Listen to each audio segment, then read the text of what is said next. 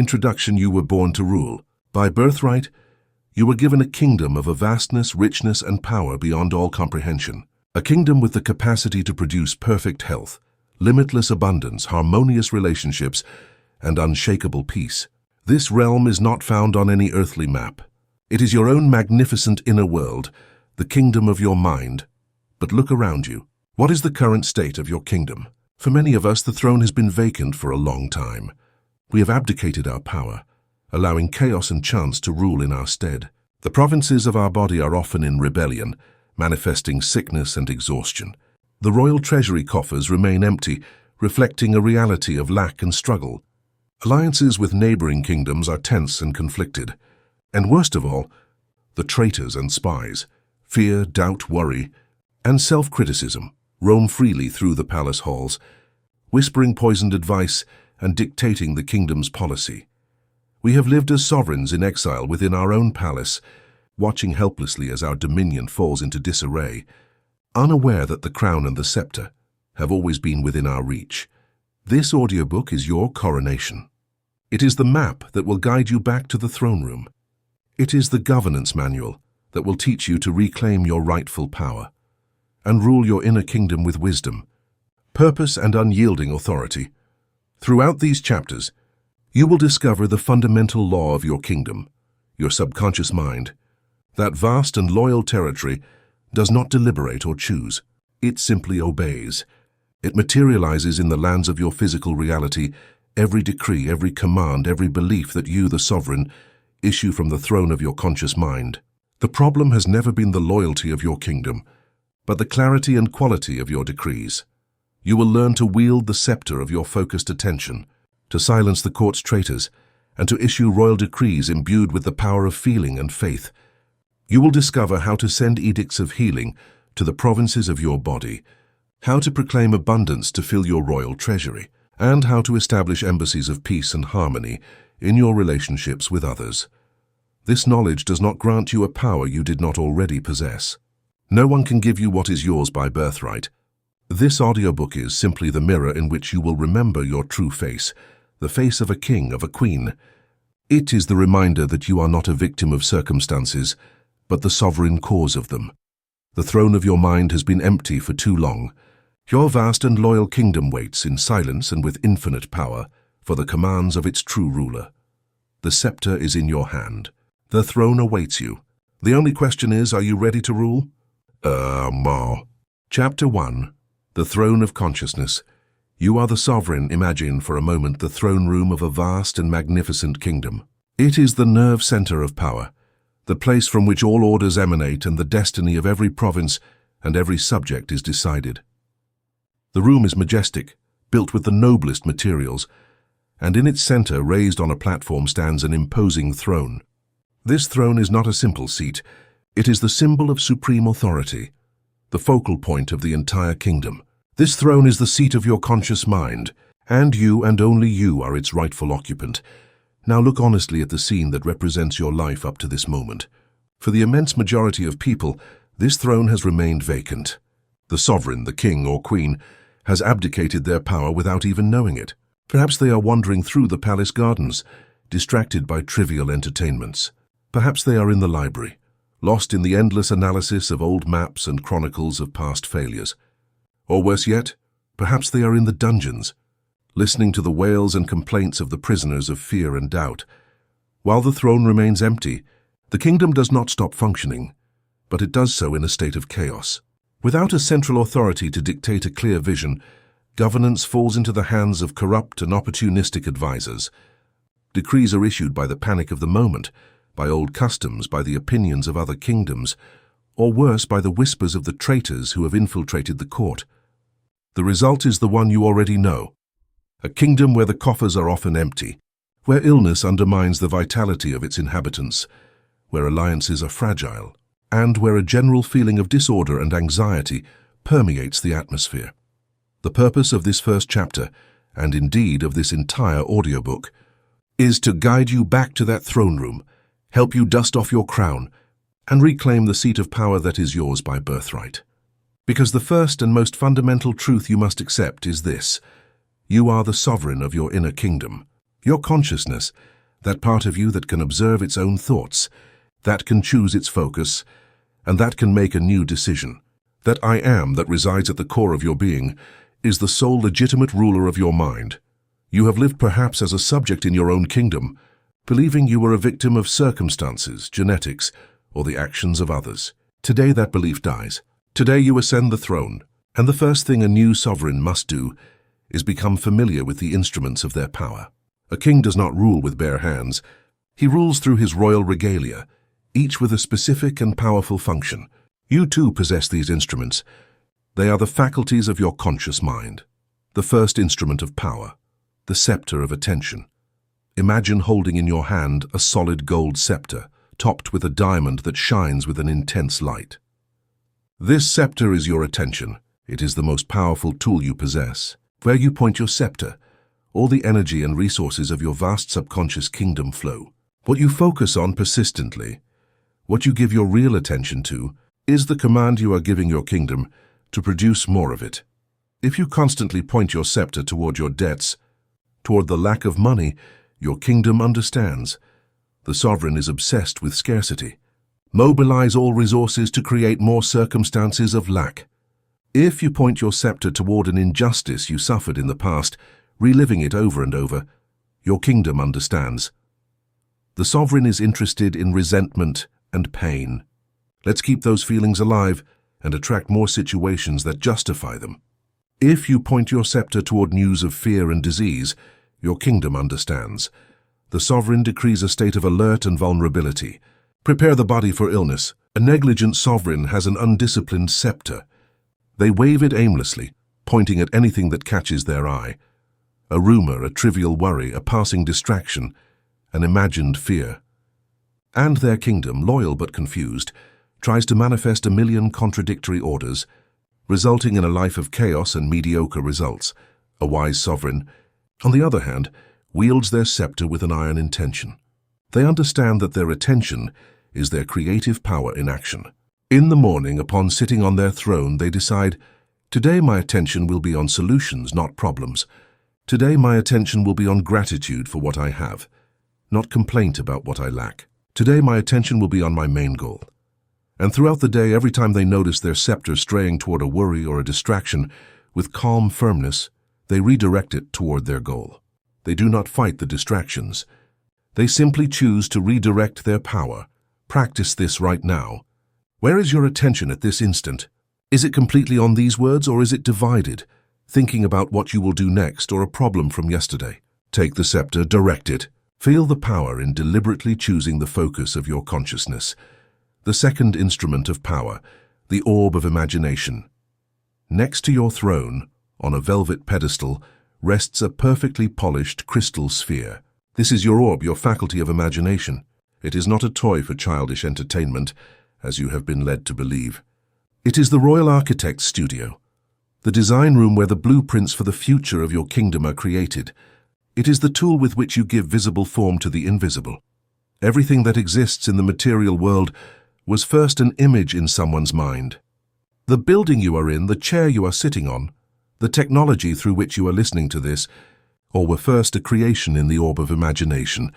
Your future is no different. What you imagine with persistence, clarity, and feeling is the blueprint you hand over to your subconscious master builder. A negligent sovereign uses their imagination destructively. We call this activity worry. They sit and look into their orb and project detailed images of failures, illnesses, and losses. They build the edifice of their own ruin with exquisite detail, and then wonder why their kingdom insists on constructing it. A wise sovereign uses their imagination deliberately and creatively. They dedicate time each day to enter their design room. They take their desire, health, success, peace, and impress it into a clear, vivid image in their orb. They do not see the process. They see the final result.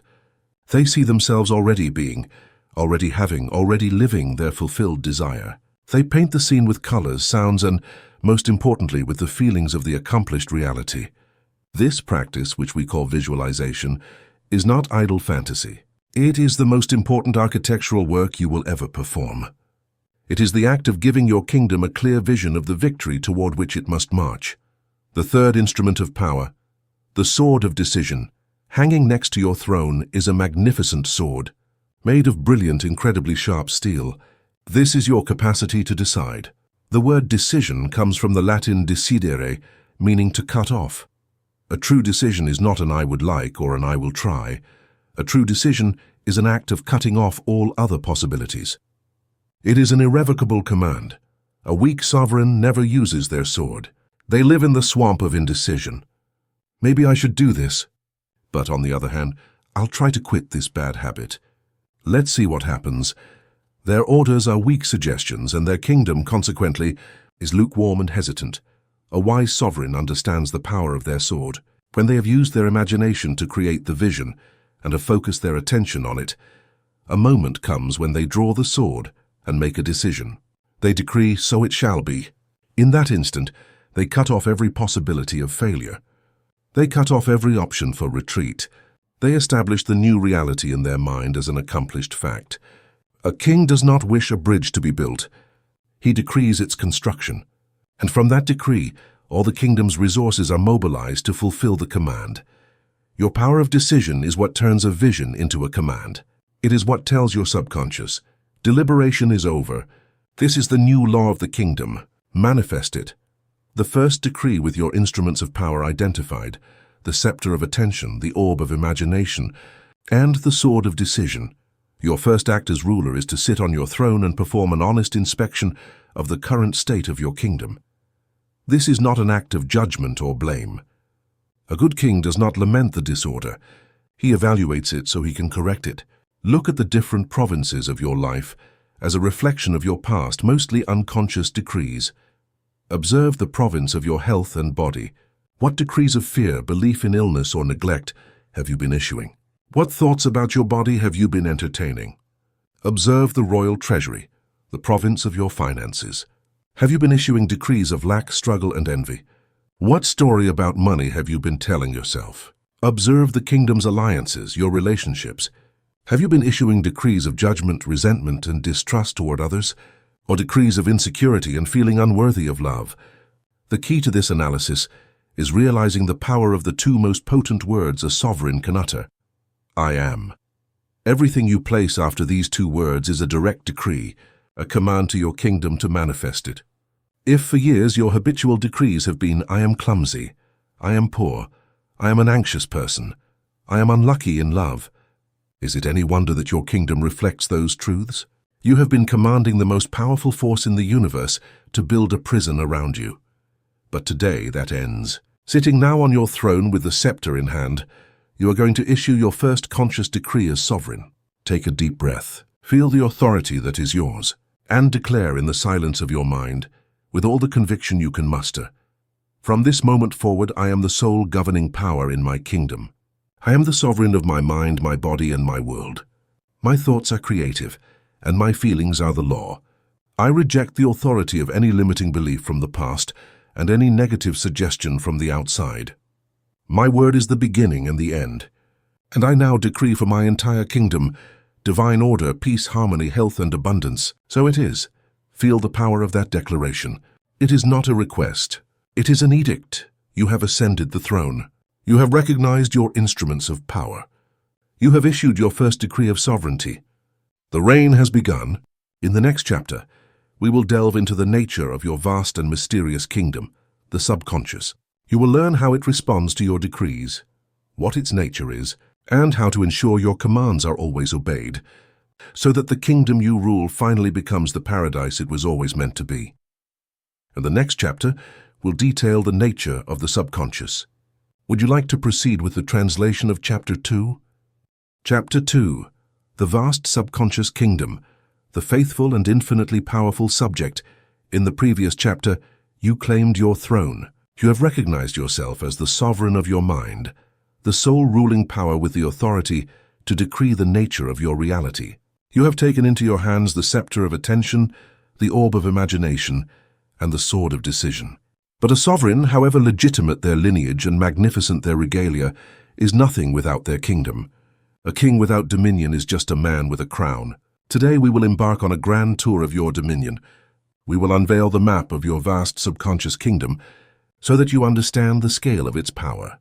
the depth of its resources, and above all, the immutable law that governs its loyalty to you. Imagine that. Upon descending from the throne and opening a secret door in the palace, you do not find a small room, but an entire continent stretching as far as the eye can see. This is your subconscious kingdom. It is a landscape of unimaginable diversity and wealth. It possesses mountain ranges that soar to the clouds, whose peaks are your highest aspirations, and whose deep caverns guard your oldest memories. It contains vast and deep oceans, whose currents are your emotions, and whose sunken treasures are talents and gifts you do not even know you possess. There are dense primal forests, the domain of your instincts and survival patterns. And most importantly, stretching before you is a plain of incredibly fertile earth, capable of growing anything you desire, from the most beautiful garden to the most tangled jungle. This kingdom is not empty. It is inhabited by a population of billions of incredibly efficient and hard-working subjects. Every cell in your body, every neural impulse, every creative energy, and all of them, without exception, operate under a single sacred law, the first and most important law of your kingdom, the law of unquestioning obedience. This law states that the kingdom in its entirety, its resources, its inhabitants, its processes, has no will of its own. It does not deliberate, it does not judge, it does not question. Its sole and exclusive function is to accept the decree of the sovereign, the belief held on the throne of consciousness, as an absolute command, and proceed to execute it with the full force of its infinite power. The kingdom does not distinguish between a good decree and a bad one. It does not understand morality. Its loyalty is impersonal and absolute. If the sovereign from their throne issues a decree of fear and worry, the entire kingdom goes into high alert. The ministers of body chemistry release stress hormones, borders are closed, and resources are diverted to defense, perpetuating a state of siege.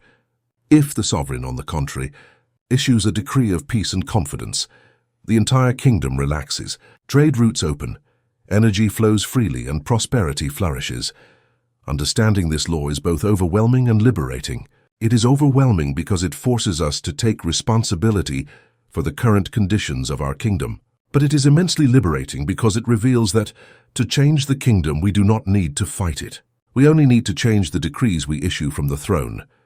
To rule wisely, a sovereign must know the different provinces of their dominion and the functions they fulfill. Your subconscious kingdom can be divided into 3 major provinces. The first province, your physical body, the Ministry of Works and Health. The most tangible province of your kingdom is your own body. Your subconscious mind is the absolute governor of this territory. It is the Ministry of Health, the Royal Corps of Engineers and the Guild of Physicians all rolled into one. Every second, it performs millions of tasks of a complexity that science is only beginning to grasp. It keeps your heart beating at a perfect rhythm, neither too fast nor too slow. It directs the incredibly complex process of digestion, knowing exactly which enzymes to release and when. It orchestrates the dance of hormones, the balance of body temperature, and the constant repair of tissues. When you get a cut, you don't have to consciously tell your body how to heal. Subconscious intelligence activates a cascade of processes: coagulation, immune response, cellular regeneration. Where does it get the instructions? It gets them from the royal blueprint, the template of perfection that resides in its intelligence. Your subconscious possesses the original perfect design of every organ, tissue, and cell in your body.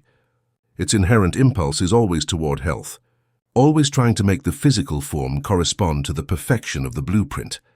The problem arises when the sovereign, from their throne, issues decrees that interfere with the work of the engineers. A decree of chronic fear is a command for the body chemistry ministry to flood the kingdom with cortisol, suppressing the immune system and halting repair work. A decree of self-criticism or hatred toward your own body is like sending a message to the workers that the building they are maintaining is worthless, undermining their morale and effectiveness. Conversely, a decree of love, gratitude, and the visualization of perfect health is like handing your master builder a clear, reinforced blueprint, giving them the permission and energy to restore the kingdom to its original state of splendor. The second province, the Royal Archives, the seat of memory and habit. In the heart of your palace lies an infinite library, the Royal Archives. Here your subconscious mind acts as the chief archivist, recording with perfect fidelity every experience, every thought, every emotion you have had since the moment of your conception. Nothing is lost. The face of a stranger you saw on the street 10 years ago is there. The feeling of joy from your 5th birthday is there. The hurtful words said to you in school are there. This vast library is the source of much of your automatic life. Your habits, both good and bad, are nothing more than past decrees that have been practiced so many times that they now execute without the need for a conscious command. Learning to drive initially required the sovereign's full attention. But once learned, the decree was archived, and now you can drive while carrying on a conversation because the subconscious crew handles it. The same goes for your emotional reactions, your body posture, and your thought patterns.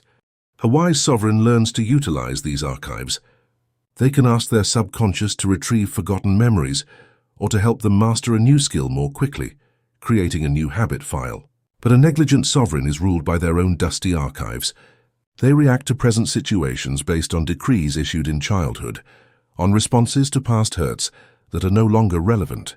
Part of our work as rulers is to review the archives, become aware of the old decrees that no longer serve us, and consciously issue new laws that override them. The third province, the ministry of emotion, the kingdom's atmosphere. Emotions are not things that happen to you. They are the climate generated in your kingdom in response to your decrees. Your subconscious mind is the ministry of emotion. It does not reason about happiness or sadness. It simply produces the chemistry and the bodily sensation that correspond to the thought the sovereign has chosen to focus on.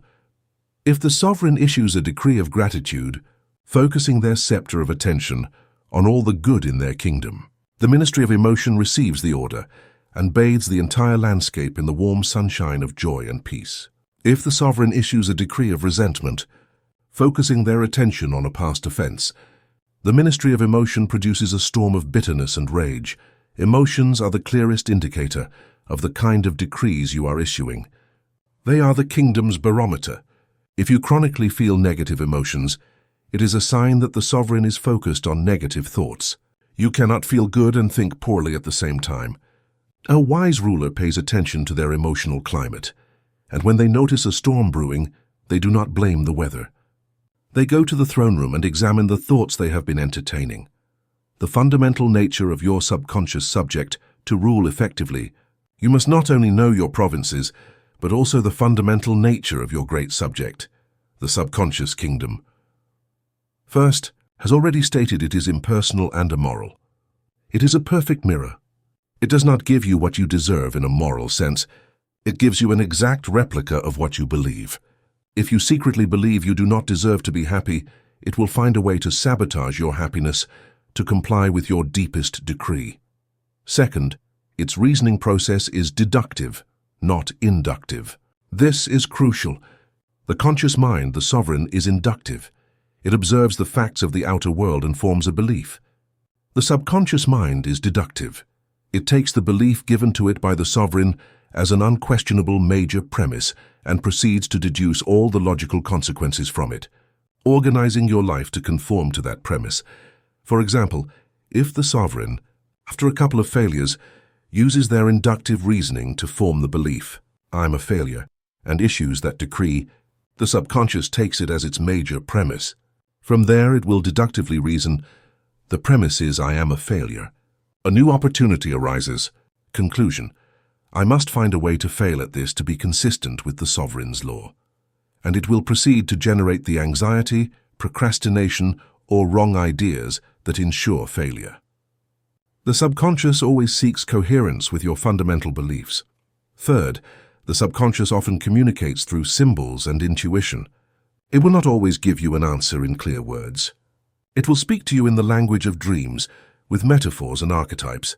It will give you a hunch, an intuition, a sudden urge to do something without a logical reason. Learning to rule well also involves learning to listen to and interpret these messages that rise from the depths of the kingdom. And fourth, your kingdom never sleeps. The sovereign may retire to their chambers, but the work in the kingdom continues ceaselessly.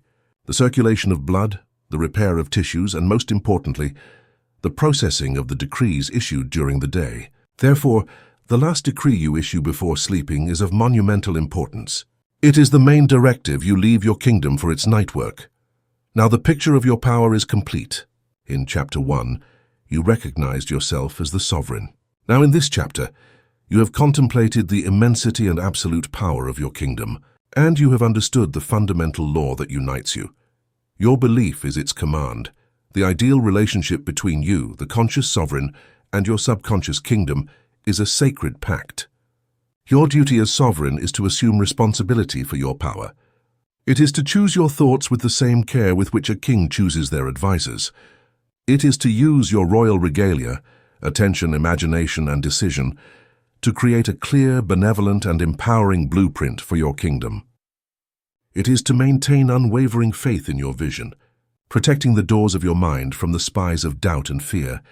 The duty of your kingdom, its sole and glorious function, is to take your blueprints, your decrees, your beliefs, and manifest them in your experience with a power and precision that will leave you astonished. You have met your power and you have met your dominion.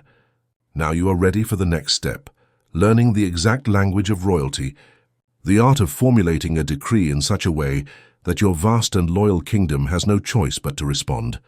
As the sovereign commands, so it shall be. This chapter clearly defines the function and loyalty of the subconscious mind.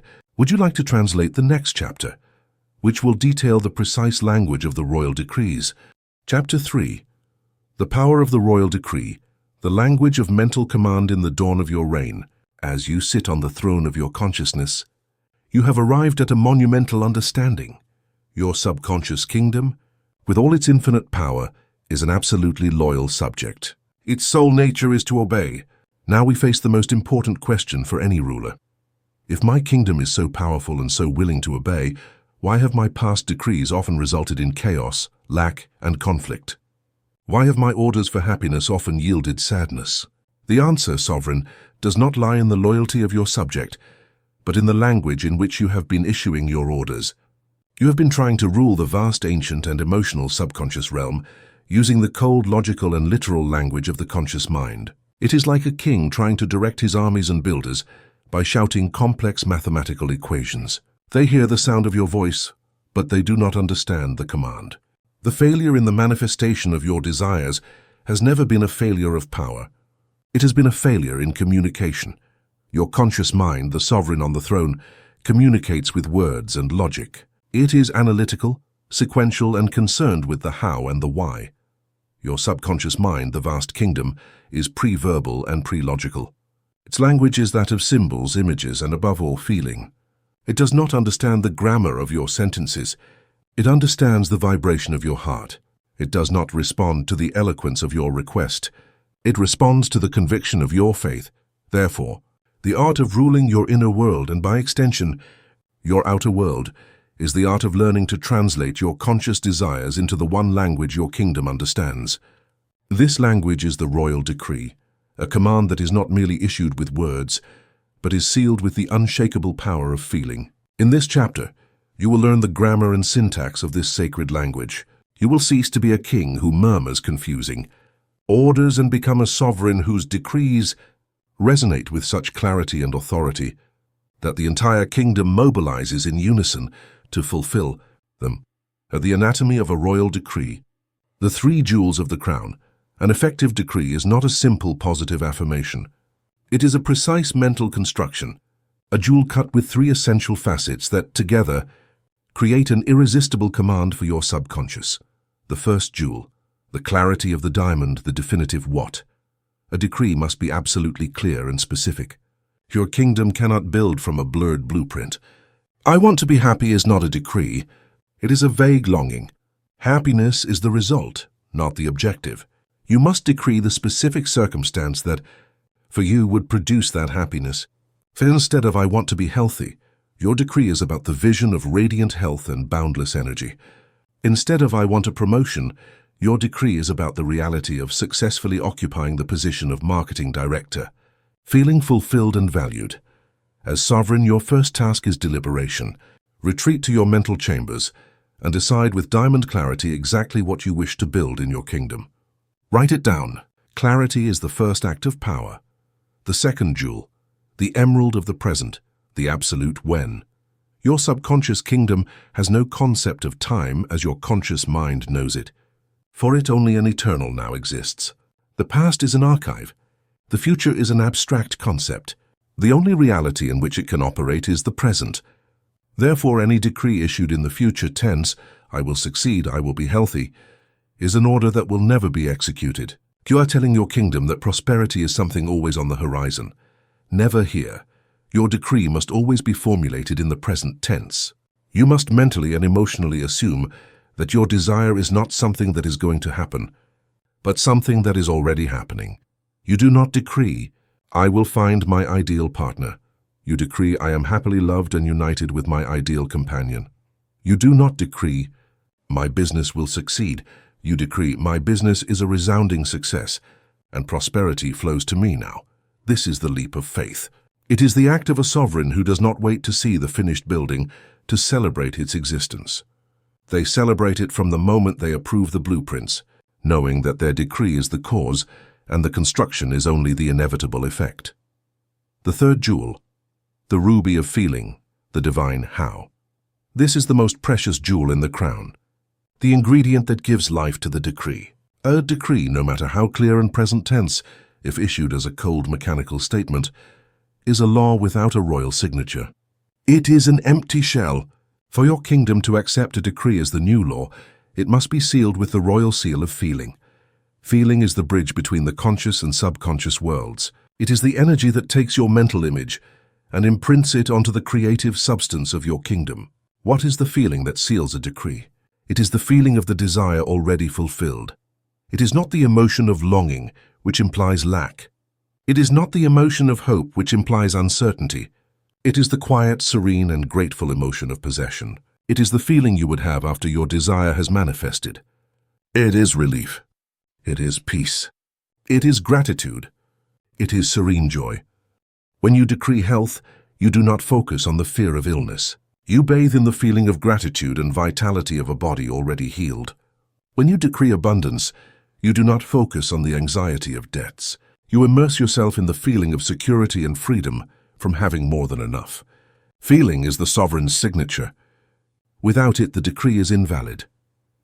The proclamation ceremony, the method for sealing your decree. Now that you know the anatomy of a powerful decree, we will learn the ritual, the ceremony through which you proclaim it in the most effective way possible.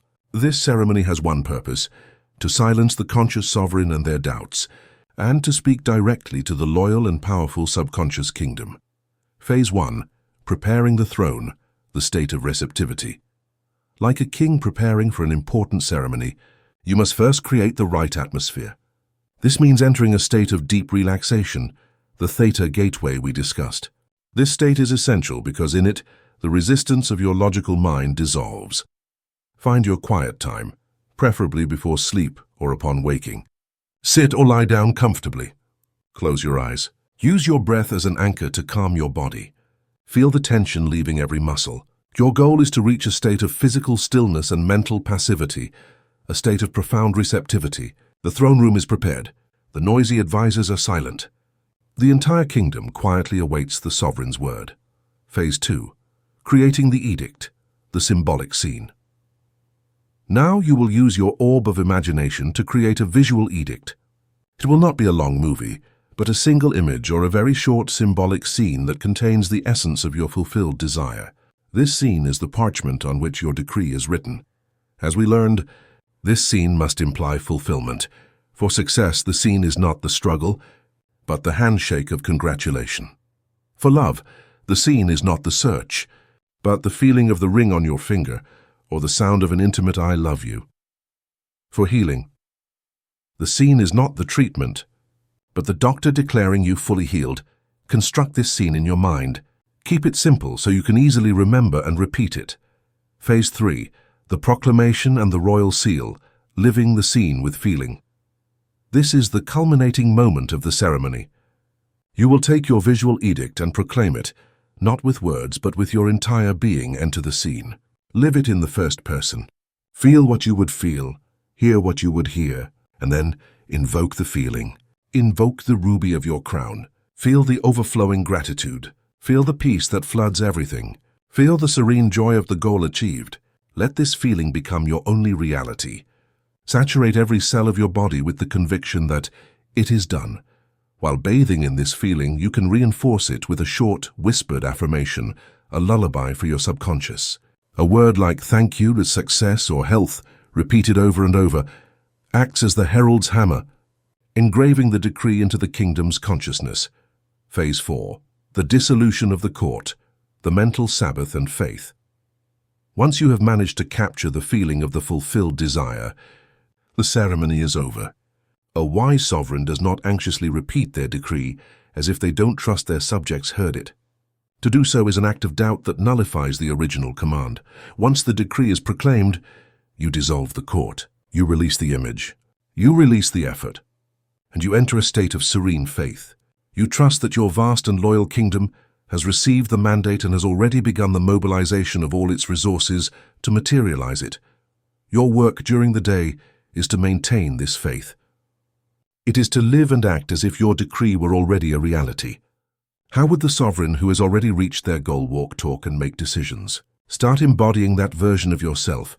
When the spies of doubt try to infiltrate your court, with reports that it's not working, you calmly expel them. You do not debate with them.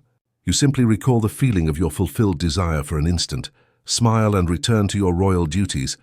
Faith is not the absence of doubt. It is the conscious choice not to give it your attention.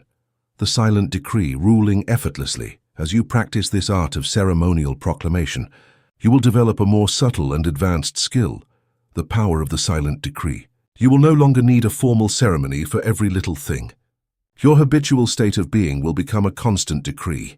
You will become a master of your mental diet. Just as you choose the foods that nourish your body, you will choose the thoughts that nourish your mind. You will refuse to entertain thoughts of criticism, judgment, or limitation, not because you are afraid of them, but because you are aware that, as sovereign, everything you allow into your consciousness is a command for your kingdom. Your inner conversation will transform. Instead of a chaotic debate, it will become a quiet affirmation of the truth you have chosen. You will start thinking from the end, not of the end. If your desire is prosperity, you will no longer think, how can I get money? You will start thinking as a prosperous person would. How can I invest wisely? How can I be more generous? This shift in your habitual thinking is the sign that the decree has been accepted and the new law is in effect. You have learned the language of kings, a language not taught in schools, but which is the key to all power. It is not a language of complex words, but of simple faith, controlled imagination, and deep feeling. Always remember your role. You are the sovereign. Your only job is to choose the what, create the blueprint, and feel the reality of your vision. Your subconscious kingdom is the faithful subject. Its only job is to take your decrees and manifest them. Practice this art. Become a master of the royal decree. For when the sovereign and their kingdom work in perfect harmony, there is nothing in heaven or on earth that can prevent the manifestation of your desires. This chapter provides the critical link between your desire and the subconscious mind's power. Would you like to proceed with the translation of Chapter 4, which you listed next in your sequence? Chapter 4. The Traitors of the Court. How to defeat doubt and negative suggestion. Imagine your throne room again. You have ascended to your seat of power. You have claimed your sovereignty, and you have issued your first royal decree. A clear, feeling-charged command about the new reality you wish to manifest. The instant you proclaim your decree, your entire vast subconscious kingdom sets to work to fulfill your order. But the sovereign's work does not end with the proclamation. In fact, that is where the most crucial phase of governance begins, maintaining the integrity of your decree against all opposition. A sovereign's throne room is never empty. It is always surrounded by a court of advisors, ministers, and emissaries. These courtiers are your thoughts, and in every court 2 factions exist. On one side you have your loyal counselors. These are your thoughts of faith, trust, love, gratitude, and certainty. When you issue a decree of prosperity, these counselors bow with respect and begin whispering ideas and strategies that support your vision. They remind you of past successes. They fill you with a feeling of calm and expectation. They are the pillars that uphold the authority of your throne. But on the other side of the room, lurking in the shadows, is the faction of the traitorous courtiers. These are your thoughts of doubt, fear, worry, self-criticism, and cynicism. The moment you issue your decree, they begin their campaign of sabotage. They whisper poison in your ear. That's impossible. You've never succeeded before. Why would it be different now? What if you fail? You don't deserve it. Their sole objective is to undermine your faith, nullify your decree, and return the kingdom to the old regime of chaos and limitation. A weak, untrained sovereign listens to these traitors. They are swayed by their fear-filled arguments. They begin to doubt their own word, and finally they cancel their own decree. A wise sovereign, conversely, understands that their primary duty after issuing an order is to govern their own court. It is to learn to identify the traitors, silence their voices, and give their attention solely to their loyal counselors. This chapter is your Royal Counterintelligence course. You will learn how to recognize and neutralize the two types of traitors that threaten your reign, those that come from without and those that already live inside your palace walls. The external traitor. The poison of heterosuggestion. The first traitors you must learn to manage are the emissaries from other kingdoms, the negative suggestions that come from the outer world. We call these heterosuggestion. They are the beliefs, opinions, and fears of other people that try to infiltrate your kingdom and become your own law. These treacherous emissaries arrive in many forms. They arrive through the media, which often acts as a herald of kingdoms in perpetual crisis. They proclaim decrees of economic recession, new diseases, conflict, and disaster. If the sovereign is not alert, these fear proclamations are accepted as universal truths and begin to erode confidence in the prosperity and security of their own kingdom. They arrive through well-meaning friends and family, who are often the most dangerous emissaries because they come disguised as love and concern. They project their own limitations and fears onto your ambitions. When you announce your decree to start a new business, they reply, "Are you sure? It's very risky. 90% of businesses fail." When you decree your healing, they say, "My aunt had the same thing and never fully recovered." They do not do it with malice, but their words are seeds of doubt that, if accepted, can poison your harvest. They arrive through collective beliefs and statistics, which act as ancient laws from other realms that many accept without question. It's too difficult to find a job after 50. Most marriages end in divorce. The flu is inevitable in winter. These are mass suggestions that, if unchallenged, become self-fulfilling prophecies. How does a wise sovereign protect themselves from these emissaries? They do not build walls to isolate themselves from the world. That would be living in a fortress, not a prosperous kingdom. Instead, they establish a royal guard at the gates of their mind. Your conscious mind, your ability to choose, is that guard. Its job is to inspect the credentials of every thought and every suggestion that attempts to enter your consciousness. To do this, you will use the rejection and nullification technique. It works like this. Step 1. The inspection at the gate. When you hear or read a negative suggestion, you do not simply let it into your throne room. You stop it at the gate. You become conscious of it. For example, you hear someone say, "The economy is terrible. It's going to be a very difficult year for everyone." Step 2. Conscious rejection. In the silence of your own mind, you exercise your sovereign authority. You actively reject the suggestion. You mentally state with firmness, "I reject this suggestion. This is not my truth. It has no power to enter my kingdom." By doing this, you deny it access. You have identified the emissary as a spy and closed the door on them. Step 3. Nullification with a counter-decree. It is not enough to reject the negative. You must immediately affirm your own positive truth. You nullify the traitor's suggestion with a decree from your own court. In response to "It's going to be a difficult year," your mental counter-decree is, "My decree is abundance, and the intelligence of my kingdom prospers me regardless of external circumstances. My world is full of opportunity and success." A truly powerful sovereign reaches a point where they don't even need to forcefully reject. They develop a royal indifference. They understand that the opinions and fears of others are simply the climate of their own kingdoms. They have absolutely no jurisdiction over yours.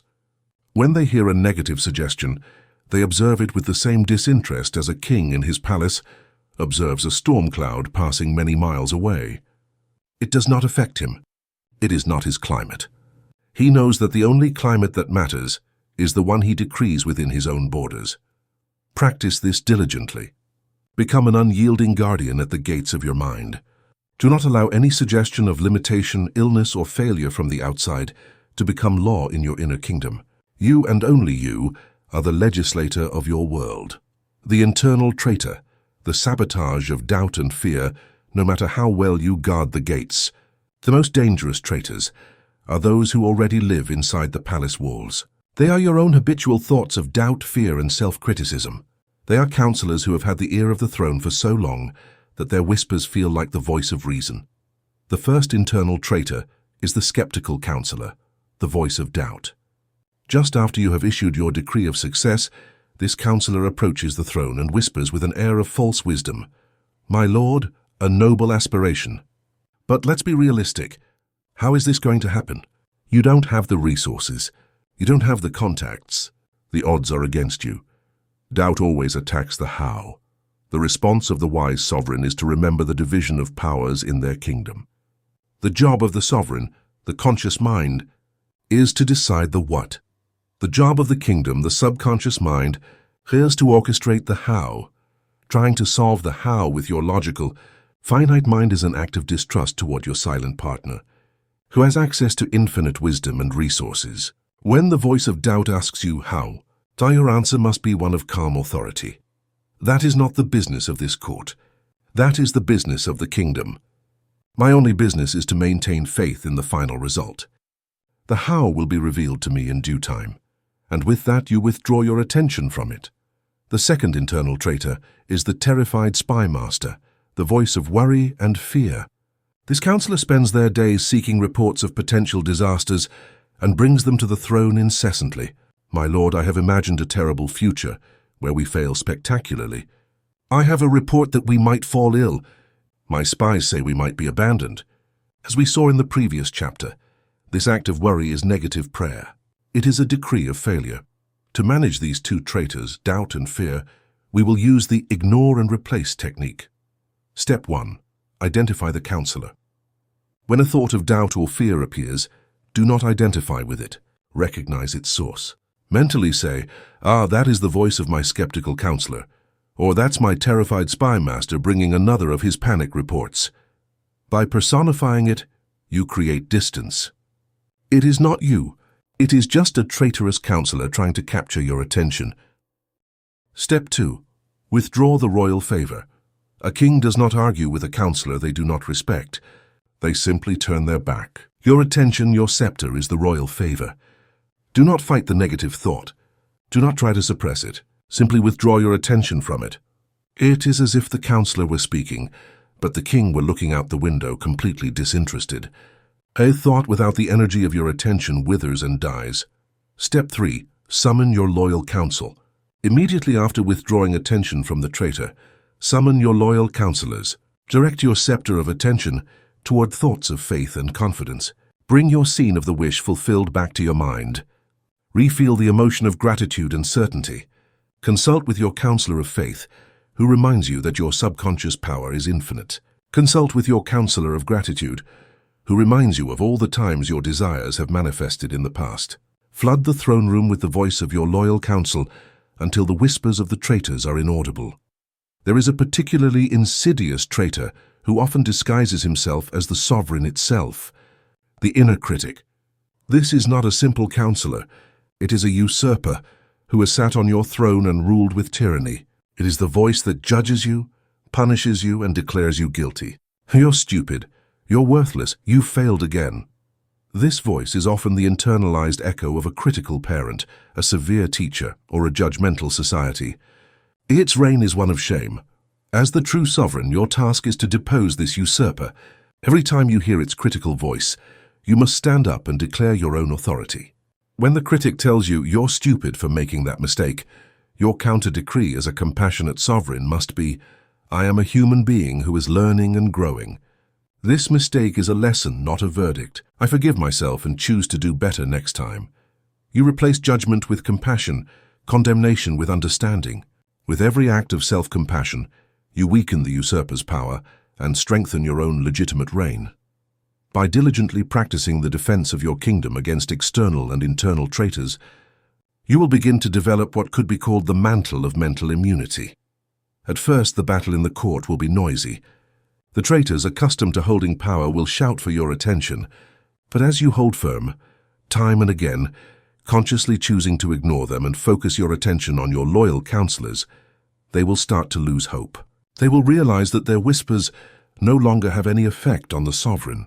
Their voice will become weaker and weaker until it becomes an insignificant murmur in the background of the room. A day will come when your faith in your own decree and in the power of your kingdom will be so solid that negative suggestions, whether they come from outside or within, will bounce off your consciousness like arrows against a diamond armor. You will have developed an immunity to negativity. Your state of peace and confidence will no longer be something you have to fight for. It will be your natural state. That is the sign of a true master of the mind.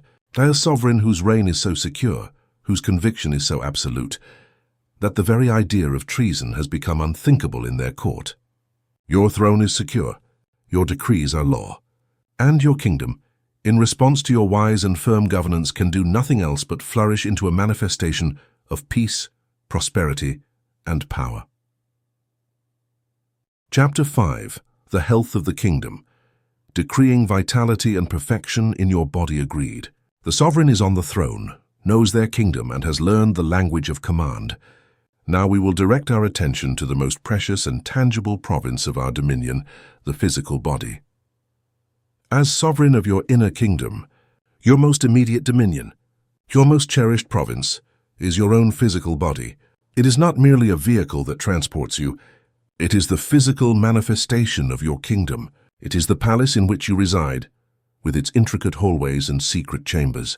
It is the very land itself, with its rivers of blood, its forests of nerves, and its mountains of bones. The state of this province, its vitality, its strength, and its harmony, is the clearest and most direct barometer of the quality of your mental governance.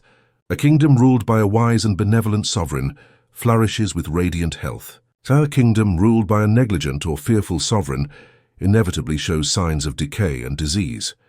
Within this bodily province, you have the most efficient and wise governor that ever existed, your subconscious mind. This governor oversees a population of billions of loyal and hard-working subjects, your cells, whose sole purpose is to maintain the kingdom in a state of perfect functioning. Day and night, tirelessly, these workers build, repair, clean, and defend the realm, ceaselessly following a set of instructions, a master blueprint of astonishing perfection and complexity. This blueprint is the royal blueprint of your being. It is the original template, the divine or innate idea of perfect health that is etched into the intelligence of your subconscious. This blueprint holds the perfect design for every organ, the perfect rhythm for your heart, the perfect chemical formula for every hormone, and the perfect defense strategy for your immune system. The inherent and constant impulse of your subconscious kingdom is to build a physical manifestation that is an exact replica of the perfection of this royal blueprint. Health, therefore, is not something you must get or earn. It is your natural state, your sovereign birthright. So if health is our natural state, why does illness exist? Illness is not the default condition of the kingdom. It is a state of disorder, almost a rebellion that arises for a single reason: the interference of the sovereign. Illness is what happens when the king or queen, from the throne of consciousness, chronically and persistently issues a series of counter-decrees, edicts of fear, worry, anger, or limiting beliefs that confuse the loyal workers, distort their reading of the royal blueprint, and force them to construct faulty structures. In this chapter, you will learn to halt the issuance of these destructive decrees, and more importantly, you will learn the art and ceremony of proclaiming royal decrees of healing, reaffirming the authority of the royal blueprint, and commanding your loyal kingdom to restore the province of your body to its original state of magnificent perfection. The decrees of disease, how the sovereign poisons their own kingdom. Before you can proclaim health, we must understand how we have been proclaiming illness, often without realizing it. Every thought and feeling you hold is a decree that reverberates throughout your physical kingdom. The decree of fear. Fear is the most corrosive decree of all. It is like a permanent curfew, a declaration of a state of siege in your kingdom. When you fear an illness, you are using your orb of imagination to create a detailed blueprint of that illness. You then charge that blueprint with the powerful emotion of fear and issue it as a decree. Your subconscious kingdom, in its absolute loyalty, receives the order: prepare for this plague. Expect it. Create the conditions for it. Immediately, the body chemistry ministry obeys, flooding your system with stress hormones. Resources that should be allocated to repair and maintenance are diverted to an emergency defense against an imaginary enemy. Your immune system, overwhelmed and confused, weakens. Your body's internal environment becomes acidic and prone to inflammation. You are literally preparing the ground for the seed of the illness you fear to germinate. Fearing an illness is an act of faith in illness. And by the law of your mind, what you place your faith in manifests. The decree of negative inheritance. Many of us are bound by the chronicles of our lineage.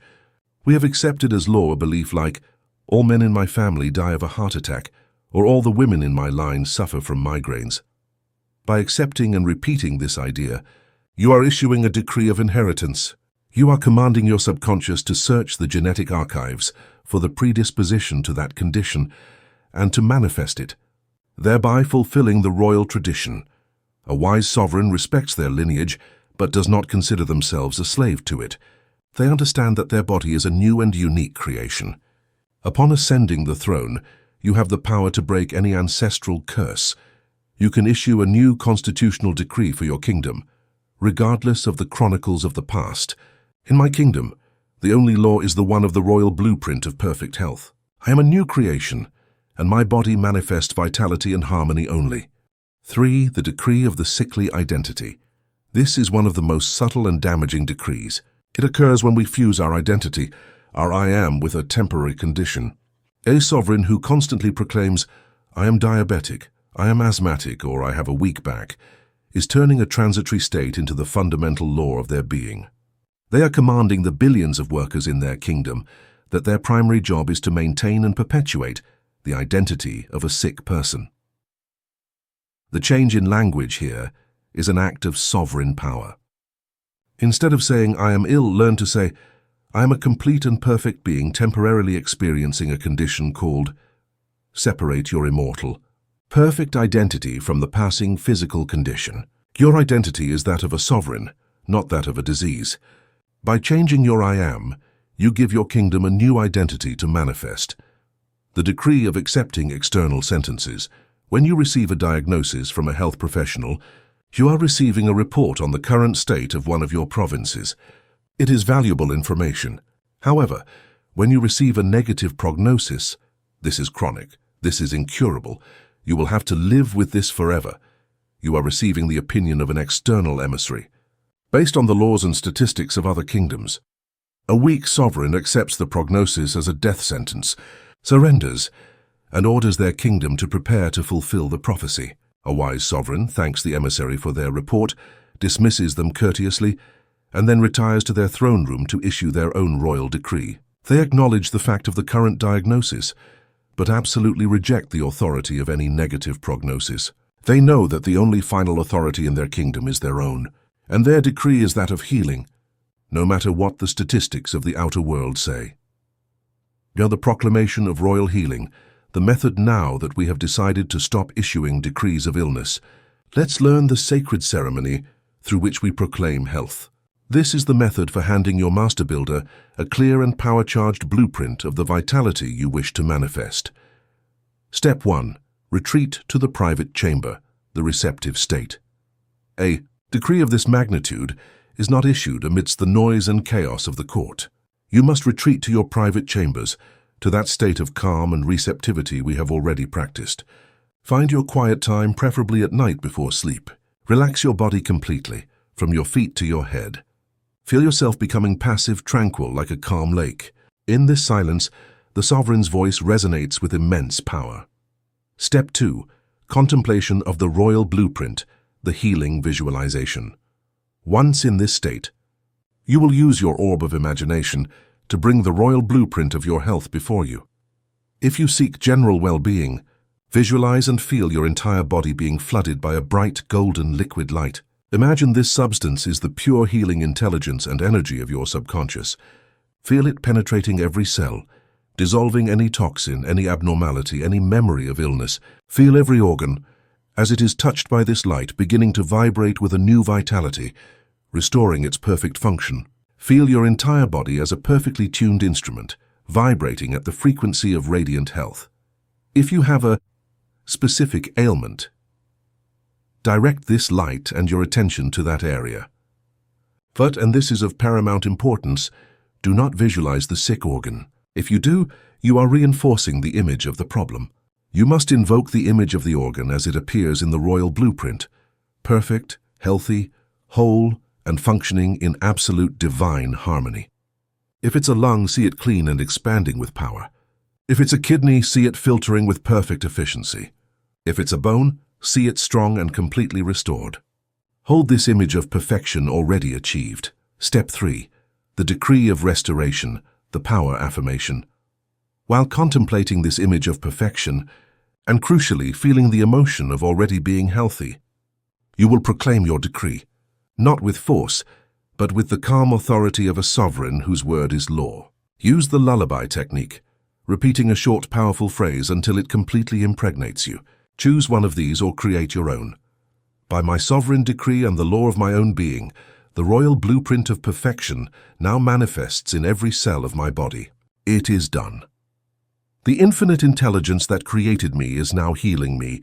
Every atom of my being aligns with the divine pattern of perfect health. A very simple and effective one.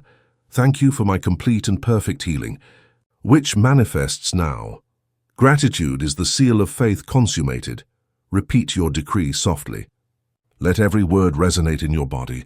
Feel the billions of workers in your kingdom hear the voice of their sovereign and set to work with joy and precision to fulfill the new law. Step 4. The seal of sovereign trust, the mental Sabbath. Once you have managed to capture the feeling of health already restored, your ceremonial work is complete.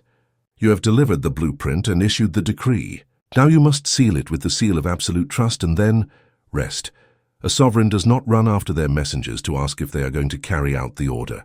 They give the order and trust that it will be executed. In the same way, you must release your decree. Do not worry about it. Do not anxiously look for signs of improvement. Every time you do that, you are demonstrating a lack of faith, which amounts to sending a second decree of doubt that confuses the builder. During the day, if a symptom or a thought of fear appears, do not be alarmed. It is simply the echo of the old regime. Do not fight it. Simply greet it calmly and nullify it with your new truth. Mentally say, peace be with you, but the law of my kingdom is health, and the intelligence of my subconscious is fulfilling my command now. And then shift your focus. Governing a healthy kingdom, healing is not a one-time event. It is the result of consistent mental governance. Make health your state policy. Every day, like a benevolent sovereign, perform a royal visit to the provinces of your body. In a moment of calm, bring your attention to your heart and thank it for its tireless work. Send a thought of love to your lungs, your liver, your kidneys. Acknowledge and bless the loyal workers of your kingdom. This daily practice of gratitude and appreciation creates an internal environment of harmony that is the best preventative against any disorder. Your body is not your enemy. It is your most loyal and devoted subject. It has been doing the best it can with the often confused and fearful decrees it has been receiving. Today you have learned to be a clear, wise, and benevolent ruler. Ascend your throne every day. Unfurl the magnificent royal blueprint of perfect health that is your birthright, and issue with the calmness and certainty of your sovereign power the decree that restores every province of your being to its natural state of vitality, harmony, and perfection. In your kingdom, always remember your word is the law. Chapter 6. The Royal Treasury, decreeing infinite abundance and prosperity. Every sovereign knows that the vitality and power of their kingdom depend largely on the health of their royal treasury. A full treasury allows for the construction of great works, the well-being of subjects, and the expansion of borders. An empty treasury leads to decay, struggle, and vulnerability. In the kingdom of your life, your financial situation is the state of your royal treasury, and its condition, whether of fullness or scarcity, is a direct and unfailing reflection of the decrees you have been issuing from the throne of your consciousness. We have been raised in what we could call a peasant mentality regarding wealth. We have been taught that money is a scarce external resource that we must chase with great effort. We believe we must work the land from dawn till dusk, struggle against the elements, and hopefully, at the end of the harvest, we will have enough to survive. We live with our gaze fixed on the ground, focused on hard work and the possibility of drought, hoping that an external force will grant us prosperity. Today, as sovereign, you abandon that mentality forever. A sovereign does not work the land. They rule the kingdom. A sovereign does not chase wealth. They command it. They understand a fundamental truth. Wealth is not a physical substance found out there. It is an energy, a current, a state of consciousness that flows from the inside out. The gold in your royal treasury is not the cause of your wealth. It is the symbol, the effect, the manifestation of the consciousness of abundance you hold on your throne.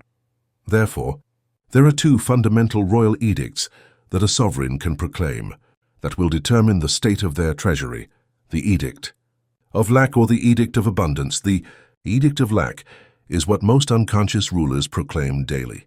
They do this by focusing their scepter of attention on debts, bills, and rising prices. They do it by using their orb of imagination to visualize scenarios of loss and ruin. They do it by constantly talking about how hard everything is and not having enough. Each of these acts is a decree that orders the treasurers of their kingdom: close the gates, restrict the flow, gather evidence of scarcity, and the kingdom in its loyalty obeys. The edict of abundance, on the other hand, is the proclamation of a conscious sovereign.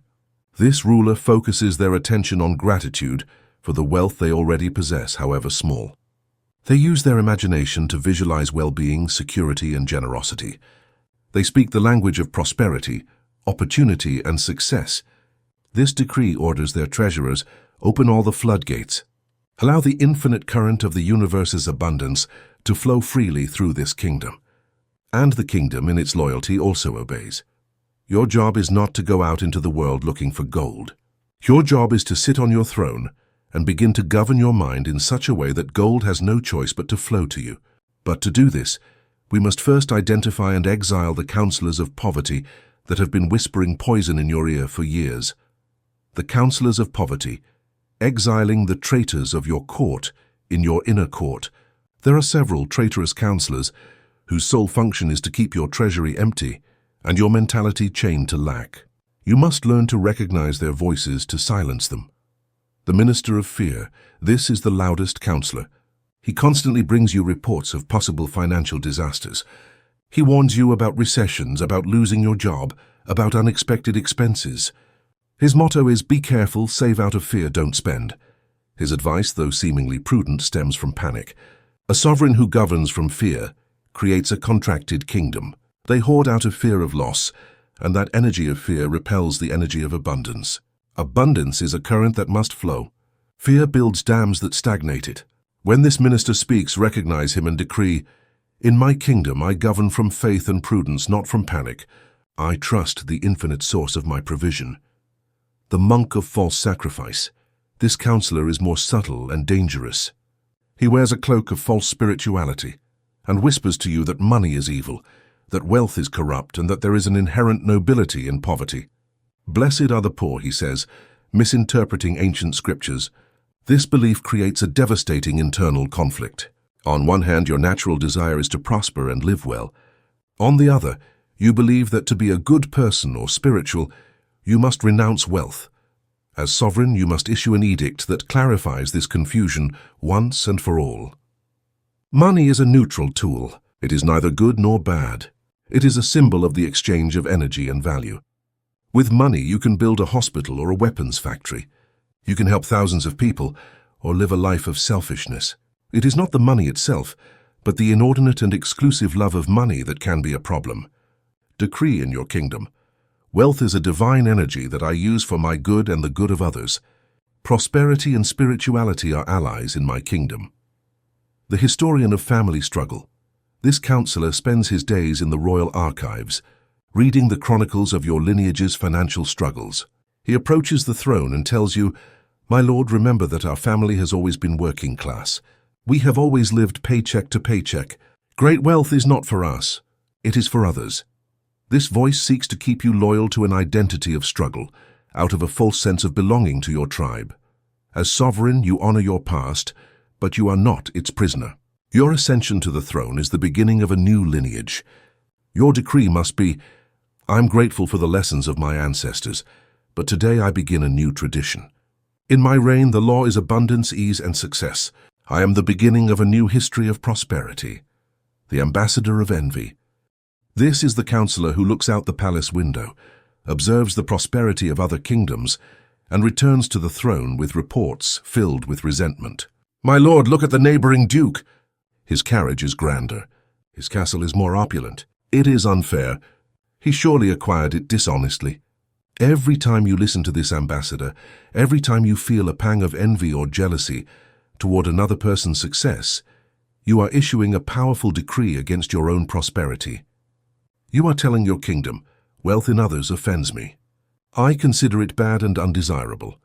And your loyal subconscious responds, "Understood.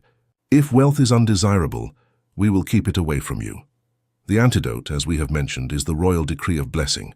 It is an act of governance of immense elegance and power. The moment the ambassador of envy starts to speak, you silence him. And from your throne you issue a silent blessing toward the person whose prosperity you observe. "I celebrate you. I bless your success. I wish you even more abundance and happiness." By doing so, you transform the poison of envy into a tonic of alignment. You are telling your kingdom, "Wealth is good. I celebrate it wherever I see it. I am open to it and welcome it with joy." The proclamation of royal wealth. The method once you have exiled the counselors of poverty from your court. You are ready for the proclamation ceremony that will fill your treasury. Step 1. The decree of clear intention. Retire to your private chamber.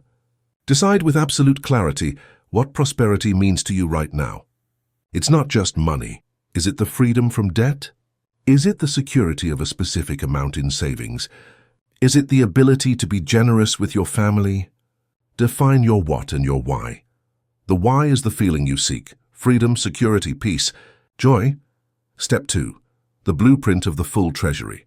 Use your orb of imagination to construct your scene of the wish fulfilled. Remember, the scene must imply that the goal is already a reality. If you desire financial freedom, the scene could be you symbolically tearing up your last credit card bill, feeling immense lightness and euphoria. If you desire a specific income, the scene could be you looking at a bank statement with that figure and feeling a deep, tranquil sense of security, not manic excitement, but an all-encompassing peace. If you desire the ability to be generous, visualize yourself making a significant donation to a cause you love, or buying an incredible gift for a loved one, and feel the expansive joy of giving from abundance, not from sacrifice. Step 3. The seal of abundance, the feeling. This is the royal seal. Before sleep, enter your state of deep relaxation. Bring your scene to mind, and now invoke the feeling. How does it truly feel to be financially free and secure? It is not a feeling of arrogance or power over others. It is a feeling of ease. It is a deep relaxation in your solar plexus. It is the absence of constriction and anxiety. It is an expansive feeling that all is well, I have always had enough and I will always have more than enough. Feel the gratitude for this infinite provision. Immerse yourself in this calm, secure feeling of abundance. Step 4. The prosperity lullaby. While bathing in this feeling, start repeating your short affirmation. A single word, repeated like a mantra, can be incredibly powerful. Try the word wealth. Don't think about its definition. Feel it. Feel what that word means to you. Or the word abundance or success, or a short phrase like "Thank you for the wealth flowing into my life." Repeat your lullaby gently, feeling its truth, until you drift off to sleep. Having delivered your prosperity decree to the night crew of your kingdom, governing a prosperous kingdom, after the nightly ceremony, your daytime job is to govern like a sovereign who is already prosperous. This does not mean spending money you do not have. It means changing your mental attitude. When you pay a bill, do not do it with resentment. Bless the check or the payment. Say as "Thank you for this money to pay this account. I give with joy and I receive multiplied." By doing so, you transform an act of lack into an act of abundance. When you see money, whether it's a coin on the ground or a large sum, bless it. Recognize it as a symbol of the abundance current flowing through the universe. Practice generosity, however small. Tipping fairly, donating $1 to a cause, sharing what you have. are powerful decrees that tell your kingdom, I have more than enough. I'm a channel for abundance, not a dead end. Stop looking at the state of your treasury to dictate your decrees. That is the way of a weak king who reacts to circumstances. Instead, issue your decrees to dictate the state of your treasury. That is the way of a powerful sovereign who creates circumstances. Proclaim abundance from the throne of your mind. Feel it in every fiber of your being as your sole and true reality. Keep your court free of traitors and your attention fixed on the vision of prosperity. And then, observe with serene faith as your vast and loyal kingdom reorganizes the entire world if necessary to fill your coffers to overflowing. For in your kingdom, sovereign, prosperity is not chased, it is commanded. Chapter 7. The Kingdom's Alliances. Creating harmony in your relationships. Wise sovereign knows that the strength and prosperity of their kingdom depend not only on its internal wealth or the health of its provinces. They depend, to a large extent, on the quality of its alliances with neighboring kingdoms. Your relationships with other people, your partner, family, friends, colleagues, are the alliances of your kingdom. They can be a source of support, thriving commerce, and mutual defense, or they can be a constant source of conflict, exhaustion, and border warfare. As the ruler of your world, your skill in diplomacy is one of your most important faculties. However, most of us have been trained in a primitive and failed form of diplomacy. When an alliance is strained or a neighboring kingdom turns hostile, our instinct is to try and change the other sovereign. We send emissaries with complaints, demands, and criticisms. We try to impose our laws on their territory through discussion, manipulation, or force. And what is the inevitable result of this strategy? Resistance, resentment, and an escalation of conflict. We have been fighting external wars without realizing that the true cause of the conflict and the only seat of peace reside within our own palace. Today, you will learn the fundamental law of mental diplomacy, a principle so profound that, once you grasp it, it will transform every one of your interactions. The law is this: every person in your life is a royal mirror that reflects with perfect fidelity the state of your own consciousness. People do not react to who you really are. They react to the decree you have issued about yourself. They do not treat you according to their character, but according to the command your subconscious emits about how you are to be treated. Imagine you walk into a great hall of mirrors. Every person you meet is one of those mirrors. If you enter the room frowning, you will see hundreds of reflections of an angry face looking back at you. You could spend your whole life shouting at every mirror, trying to force it to smile, but it would be a useless and exhausting effort. The only way to change the reflections is to change the face you present. The moment you smile, all the mirrors in unison and instantly return a smile. If you hold the fundamental belief on your throne that you are not worthy of respect, the mirrors of your life will reflect that belief through people who treat you with disrespect. If your inner decree is people always abandon me, the mirrors will show you relationships that end in abandonment. If your law is no one can be trusted, the mirrors will present you with betrayals. Not because the world is against you, but because your subconscious kingdom, your faithful subject, is projecting your decree onto the canvas of the world. And people at a subconscious level respond to that projection. Therefore, the art of royal diplomacy is not the art of changing others. It is the art of changing the concept you have of yourself and of others in your own mind. By changing the internal cause, the external effect must, by law, change as well. The diplomacy of decree healing broken alliances. Let's apply this principle to the most difficult relationships in your kingdom, those broken or strained alliances that rob you of peace. It could be resentment toward a family member, a hurt from an ex-partner, or a conflict with a colleague. Your first instinct as an untrained sovereign is to wage a mental war. In the privacy of your court, you condemn the other person. You replay the scene of the offense over and over. You hold imaginary trials and conversations full of anger. Every one of those thoughts is a decree of war. You are instructing your kingdom to remain in a state of hostility, and you are planting the seeds of the poison of resentment in your own soil, a poison that only harms you. A wise sovereign knows that a state of war, even a mental one, drains the kingdom's resources and makes it vulnerable. Therefore, their first priority is to declare peace. Here is the method for mental reconciliation, a form of subconscious diplomacy that can produce seemingly miraculous results. Step 1. The unilateral armistice. As sovereign, you have the power to stop the war at any time, without needing the other's consent. On the throne of your mind, you declare a ceasefire. You make a conscious decision to stop fighting the battle in your imagination. You stop repeating the story of the offense. You stop condemning the other. This does not mean you condone what they did. You simply decide that you will no longer allow that old battle to occupy the valuable space of your royal court. Step 2. The peaceful embassy ceremony.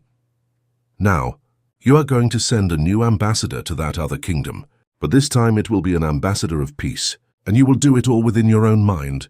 At night, in your receptive, drowsy state, retreat to your private chamber. Relax your body and mind. Now bring the person you wish to harmonize your relationship with into your imagination. Do not bring the version of them that hurt you. Invite their higher self, their ideal self. Instead of confronting them, you are going to do something radically different. You are going to bless them. From your throne, as an act of sovereign power, issue a decree of good for them. Look at them in your mind's eye and silently tell them, I release you. I wish you peace, health, happiness, and all the abundance of the universe. You may resist this at first, but persevere. By wishing them well, you are uprooting the seed of resentment from your own heart. You are cleaning your own kingdom. Step 3. The treaty review.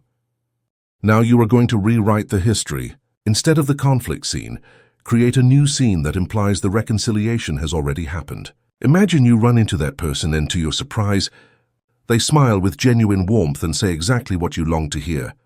I'm sorry, I understand you. Or perhaps the scene is simply a handshake, a hug, and a shared feeling of peace and release. Feel the reality of that scene. Feel the relief in your chest. Feel the tension that has existed between you for so long dissolving. Bathe in the feeling of restored harmony. Step 4. The seal of royal forgiveness. Forgiveness for a sovereign is not an act of weakness. It is the act of supreme power to reclaim the peace of one's own kingdom. To forgive is not to forget. It is to refuse to allow the wound of the past to continue poisoning the present. By performing this mental ceremony, you are not forgiving the other person for their sake. You are doing it for yours. You are proclaiming an edict of amnesty in your own mind, freeing the prisoner of resentment, and in doing so, you discover that the prisoner was you. Practice this ceremony every night with faith and persistence. By changing the mental mold you hold of that person, you are changing the signal you emit. Your subconscious, which is connected to all others, will transmit this new signal. Don't worry about the how. The outer world's response can come in many forms. The person may call to apologize. Your next encounter may be inexplicably peaceful, or the person may disappear from your life forever, and with them all the associated pain. You have decreed harmony, and the law of your mind will manifest it. Forging new alliances, the decree for the ideal companion, the same power you use to heal the old, you can use to create the new.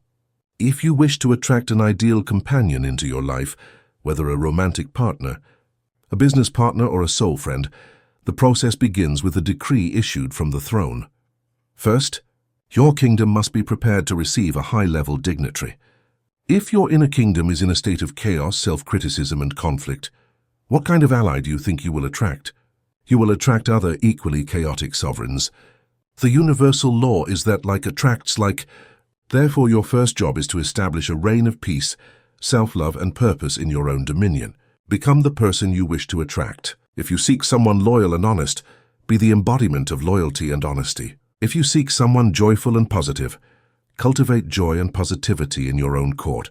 You have to build a kingdom so prosperous, peaceful, and beautiful that an ideal companion is naturally drawn to visit and stay. Once you are working on your own kingdom, you can issue the decree of attraction, draft the royal treaty, define the qualities. Sit down and write, not a list of physical attributes, but a letter of alliance detailing the character qualities you seek in your companion. Loyalty, integrity, sense of humor, intelligence, kindness, ambition, spirituality. Be clear about the essence of the soul you wish to unite with.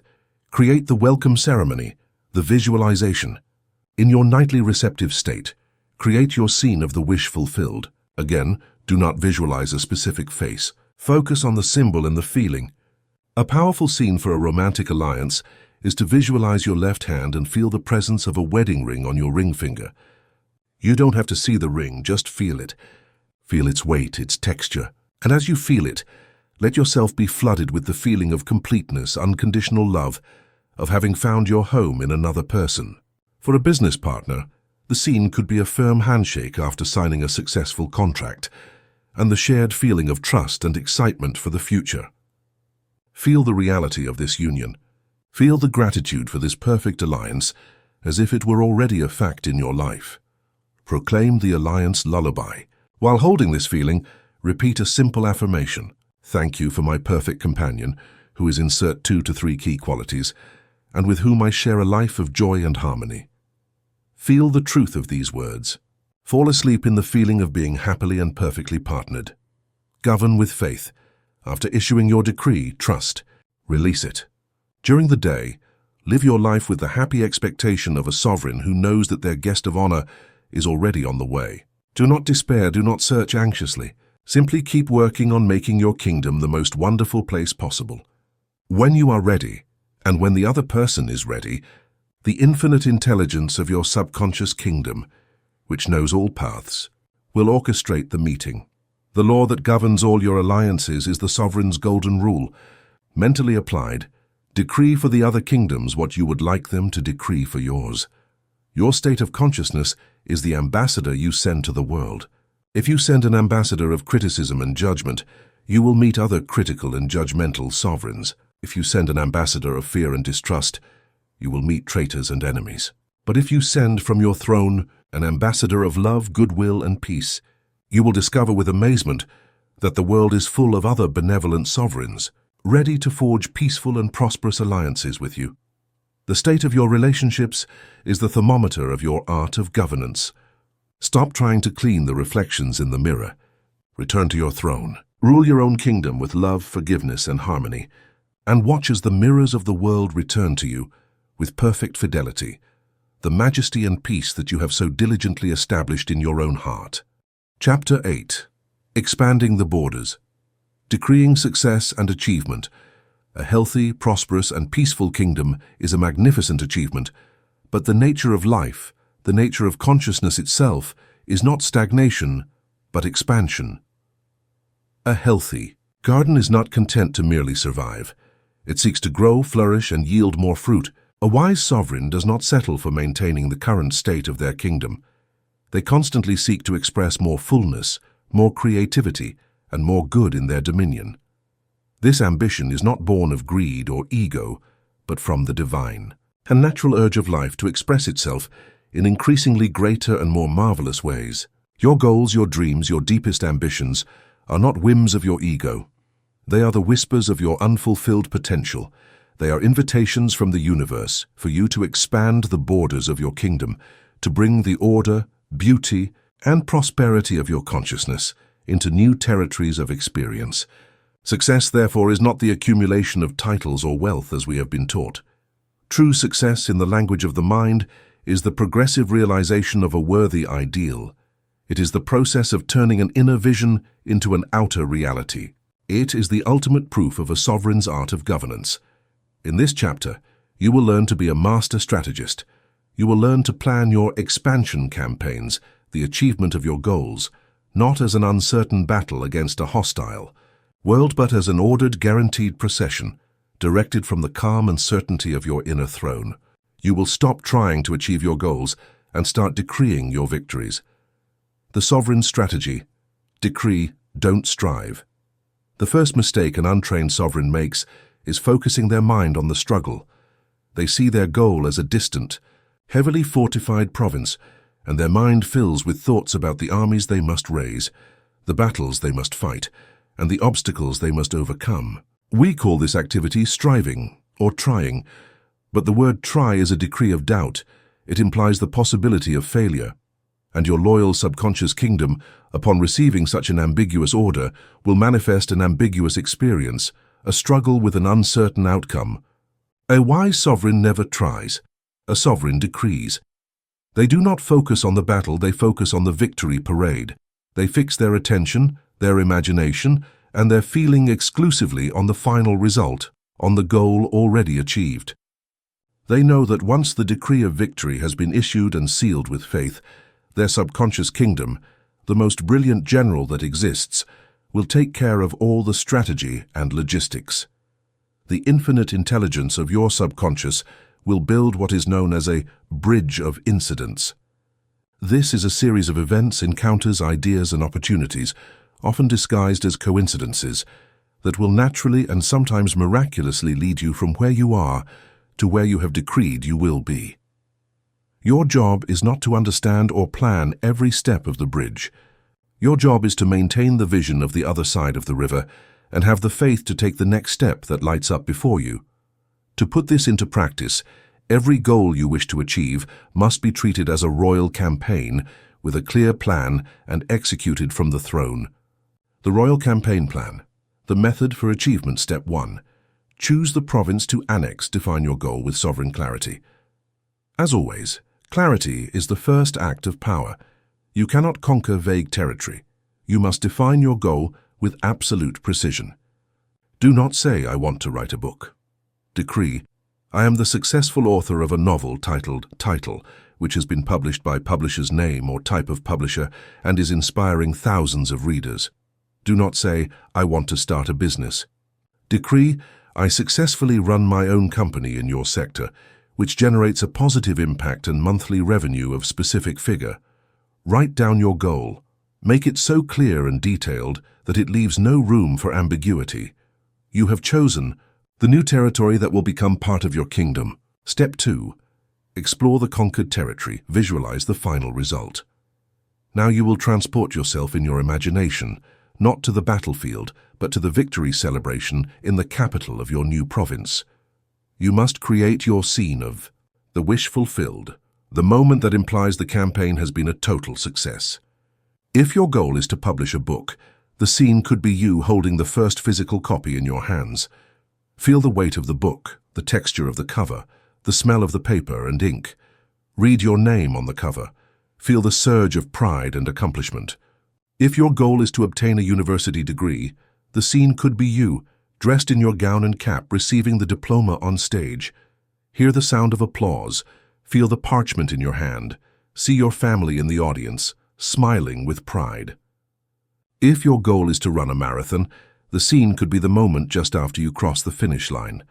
Feel the medal being placed around your neck. Hear the crowd cheering. Feel the glorious exhaustion in your muscles and the euphoria of having achieved it. Create your victory scene. It must be a culminating, sensory and emotionally charged moment. Step 3. Feel the emotion of the conquest. This is the decree itself. While living your victory scene in your orb of imagination, you must invoke the feeling that accompanies it. What does it feel like to achieve a long-sought goal? It is a cocktail of powerful emotions. Pride, not from ego, but the serene pride of self-discipline and perseverance. Accomplishment, the deep satisfaction of bringing an idea from the invisible to the visible world. Relief, the relaxation that comes after great effort. Gratitude for the inner power that led you there. Immerse yourself in this emotional cocktail. Feel it as if it were the only reality. This emotion is the command you are giving your kingdom to make that victory a physical reality. Step 4. Proclaim the campaign slogan, the success lullaby. To seal your decree, choose a short word or phrase that encapsulates this feeling of victory. It will be your campaign slogan, your nightly lullaby. Simple words like success, achieved, victory, or thank you, repeated with the feeling of the goal already reached, are incredibly powerful. Every night, in your receptive state, follow the protocol. Relax, live your victory scene, bathe in the feeling of accomplishment, and repeat your slogan until you fall asleep. You are instructing your subconscious armies all night long, preparing them for the march of the following day. Overcoming the terrain obstacles once. A sovereign has decreed the annexation of a new province. Their armies set out. But the path to victory is never a straight line over flat terrain. There will always be mountains to climb, challenges, rivers to cross, unexpected obstacles, and enemy fortresses to bypass, complex problems. An untrained sovereign, upon encountering the first obstacle, panics. They begin to doubt their decree. They focus their entire scepter of attention on the obstacle, magnifying it, giving it power. They issue a counter-decree of fear, and the campaign stops. A wise sovereign knows that obstacles are simply the terrain. They are a natural and expected part of any expansion campaign. They are not a sign that the decree was wrong. They are simply logistical problems that their brilliant general, the subconscious, must solve. Therefore, the sovereign never focuses their attention on the obstacle. They keep their vision, their attention and their feeling firmly fixed on the final result, on the victory celebration. When you encounter a specific problem that seems to block your path, do not despair. Use the technique of the private audience with the Grand Vizier. Exercise the inner war council. 1. Convene the council. Retire to your private chamber, your state of relaxation. You have decreed your goal, but a specific obstacle has arisen. For example, I have decreed the success of my company, but the obstacle is that I don't know how to design an effective marketing strategy. Friars, present the problem to the Grand Vizier. In your mind, summon your silent partner, the infinite wisdom of your subconscious. You can visualize it as a wise ancient counselor, your Grand Vizier. With total calm, state the problem clearly and concisely, not as a complaint but as a field report. Delegate the task with authority. Now, as sovereign, you delegate the resolution of the problem. You mentally state with absolute faith, "My wise and almighty Vizier, I hand this challenge over to you. You who know all the maps and all the strategies, possess the perfect creative solution to this problem. I command you to find it and reveal it to me at the right time and in the right way. I fully trust your wisdom. Thank you. It is done." Dissolve the council and trust. Once you have handed over the problem, your conscious work on it is complete. You have delegated it to your most competent minister. Now you release it.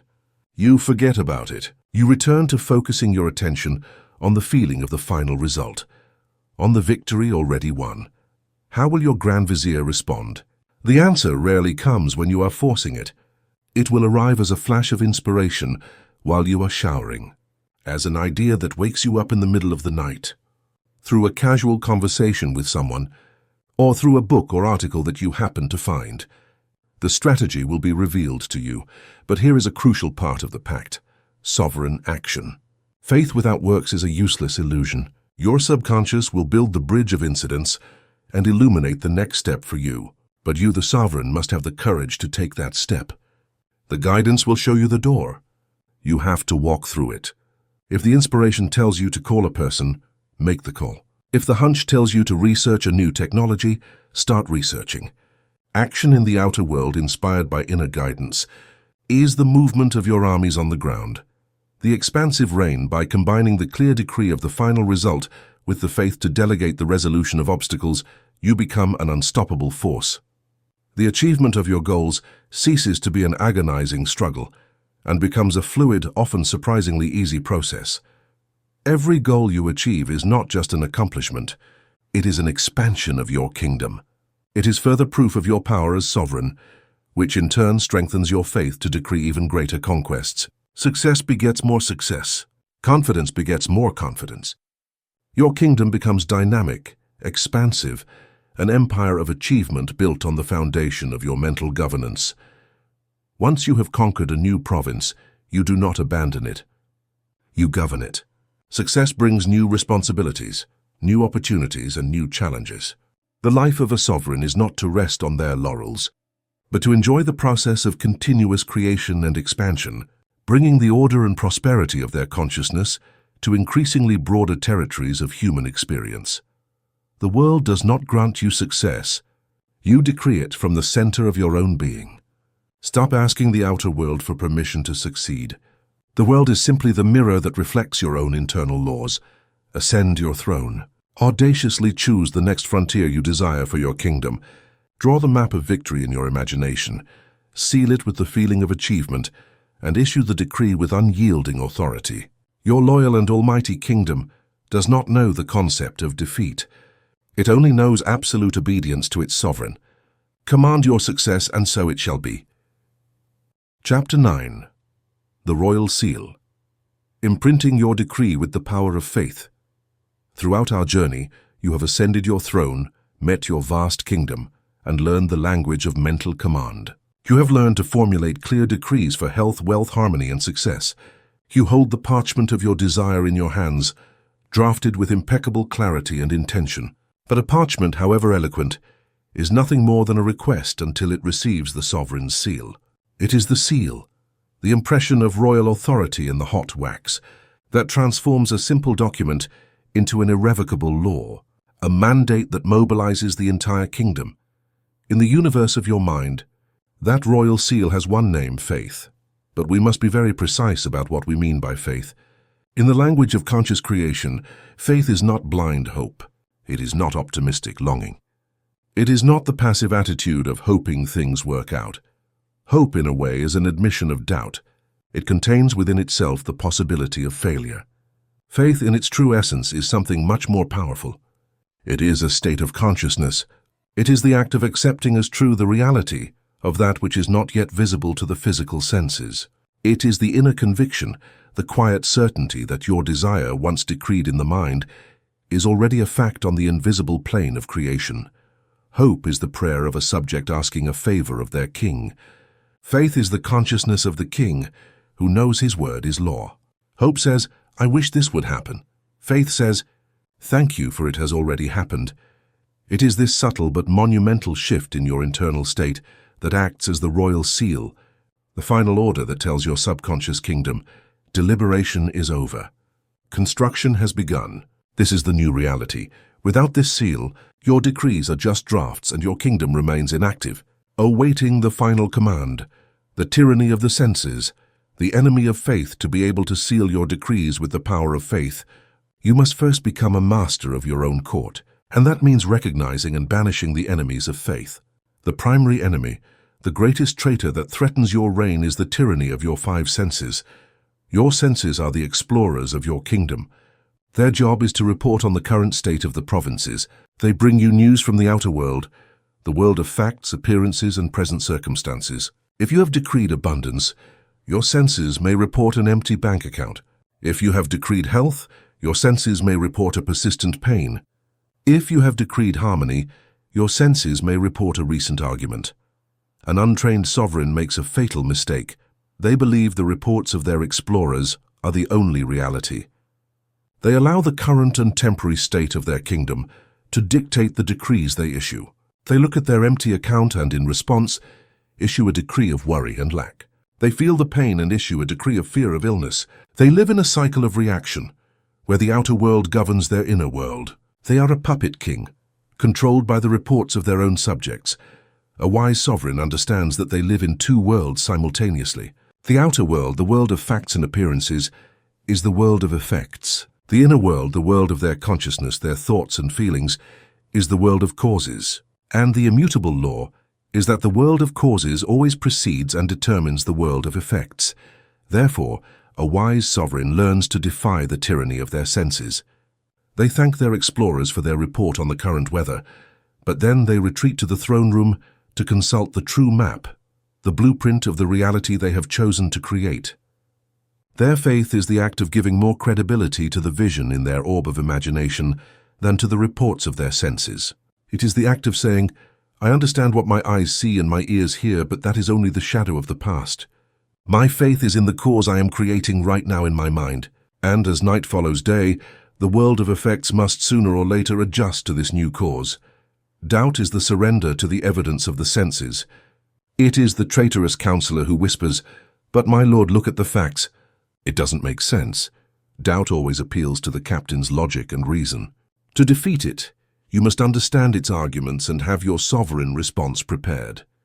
When doubt asks you, how can this be possible?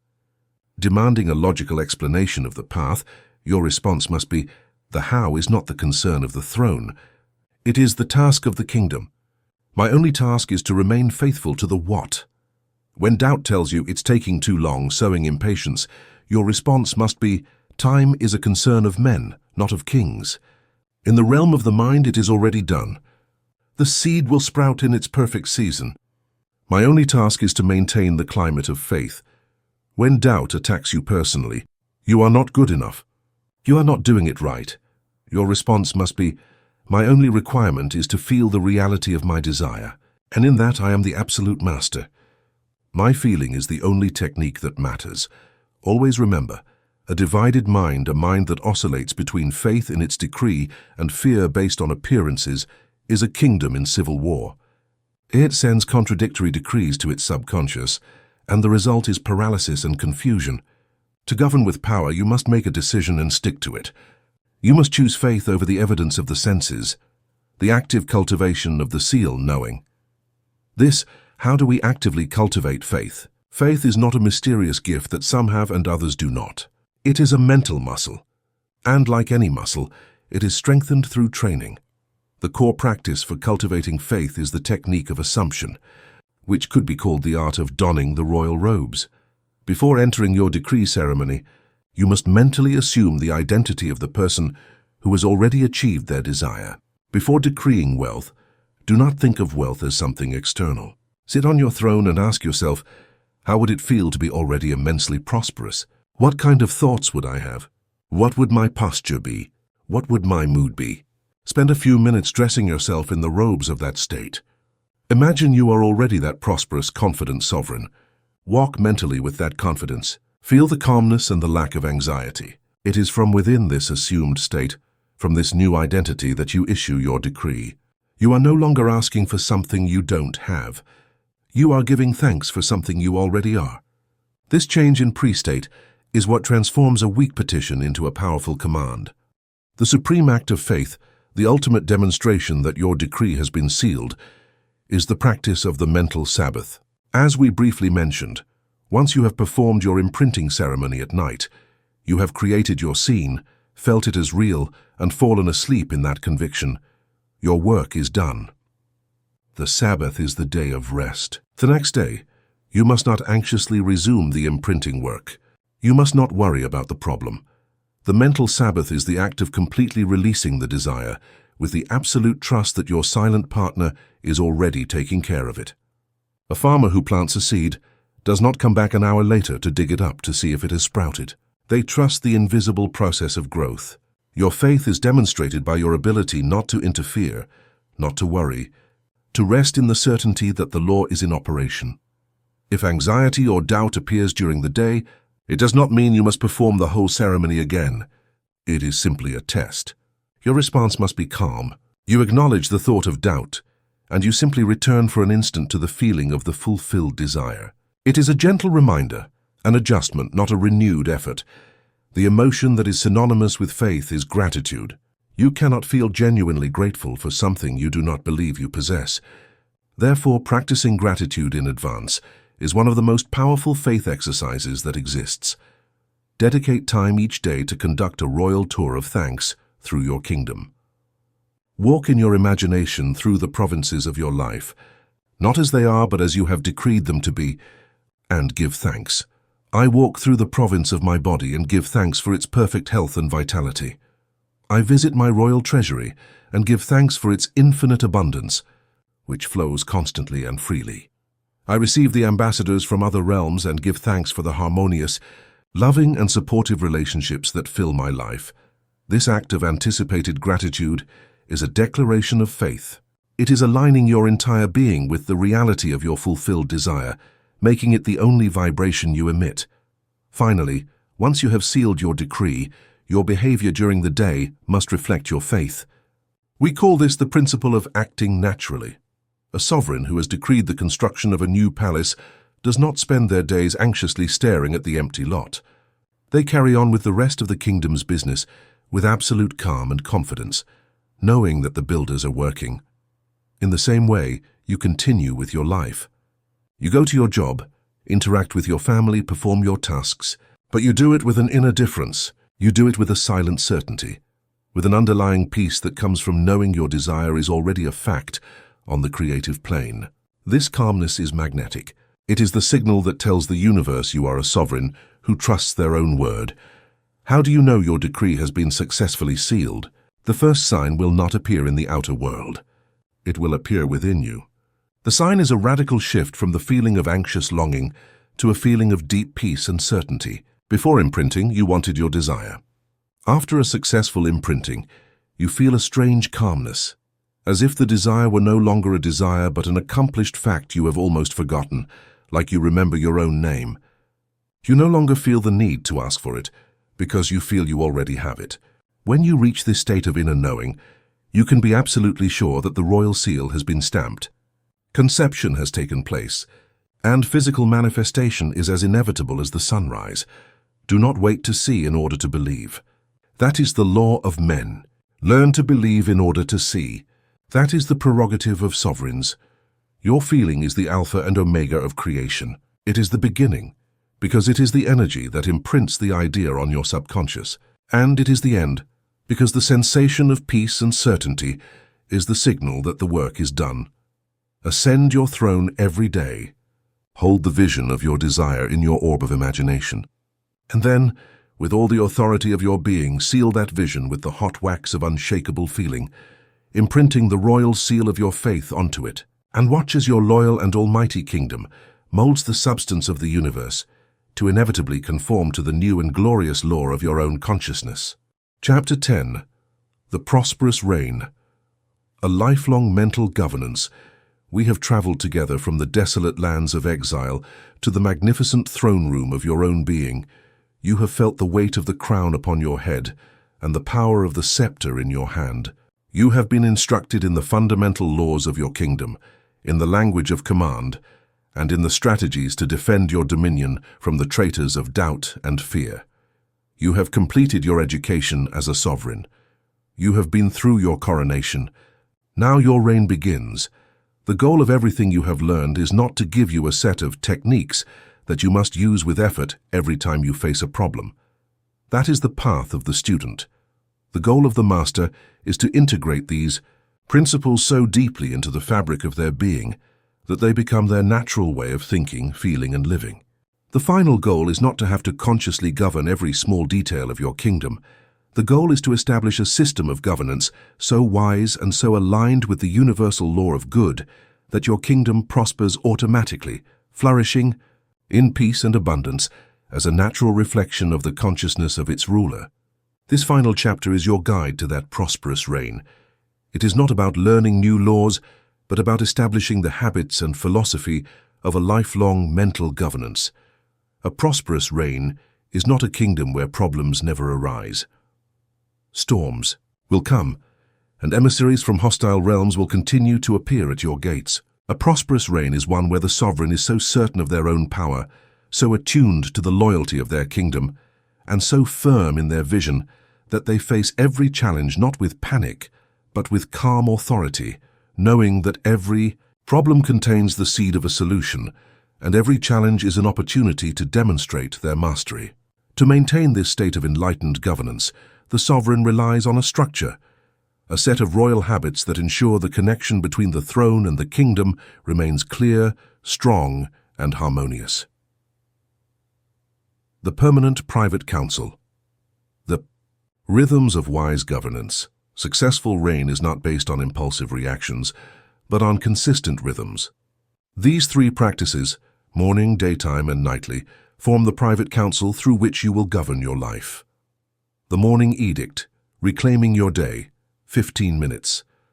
The first moments after waking are the most sacred of your day. They are the instant the sovereign ascends the throne and establishes the law for the hours ahead.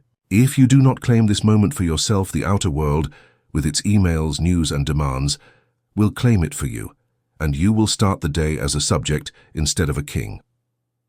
The first decree, gratitude. Before opening your eyes while floating in that receptive state, your first act of governance is to issue a decree of gratitude. Feel a surge of thankfulness for the simple fact of being alive, for the miracle of your body, for the bed you rest in. Gratitude immediately tunes your kingdom to the frequency of abundance and opens all channels to receive more good. The day's proclamation. Next, issue your general edict for the day. It is not a request. It is a declaration of how things will be. Calmly and with conviction, declare in your mind, "This is my day. I decree it shall be filled with peace, success, and harmonious interactions. The infinite intelligence of my silent partner guides me in every step, inspires my actions, and leads me through paths of fulfillment and joy. Everything I undertake today will prosper. All is well, and unfolding perfectly. The audience with the future, visualization. Now dedicate 5 minutes to summoning the vision of your ideal day before you, not as a fantasy, but as a dress rehearsal.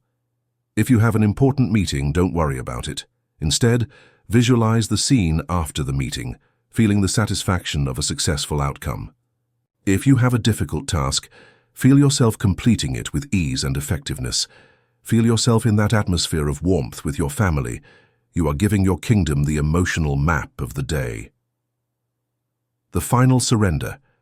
Conclude your morning ritual by handing the day over to your wisest partner. Say, "My loyal and powerful subconscious kingdom, I hand this blueprint to you. I know and trust your power to manifest it. Guide me. Thank you." And with that, get up and start your day, not with the hope that it will be good, but with the certainty that you have already decreed it so. 2. Daytime governance. Maintaining peace in the realm once. The morning edict has been issued. Your work during the day is not one of effort, but of maintenance and serene vigilance. You are a sovereign strolling through the gardens of your palace, not a soldier fighting in the trenches. Practice benign indifference. Throughout the day, you will encounter negative reports from the provinces, a traffic jam, a critical comment, a result you didn't expect. The reaction of an untrained sovereign is panic or anger. A master, conversely, practices benign indifference. They receive the report, observe it without reacting emotionally, and remember that it is only a temporary effect of the past. Their faith is not in present circumstances, but in the power of their decree, which is already working to change them. They do not give the problem the royal favor of their emotional attention.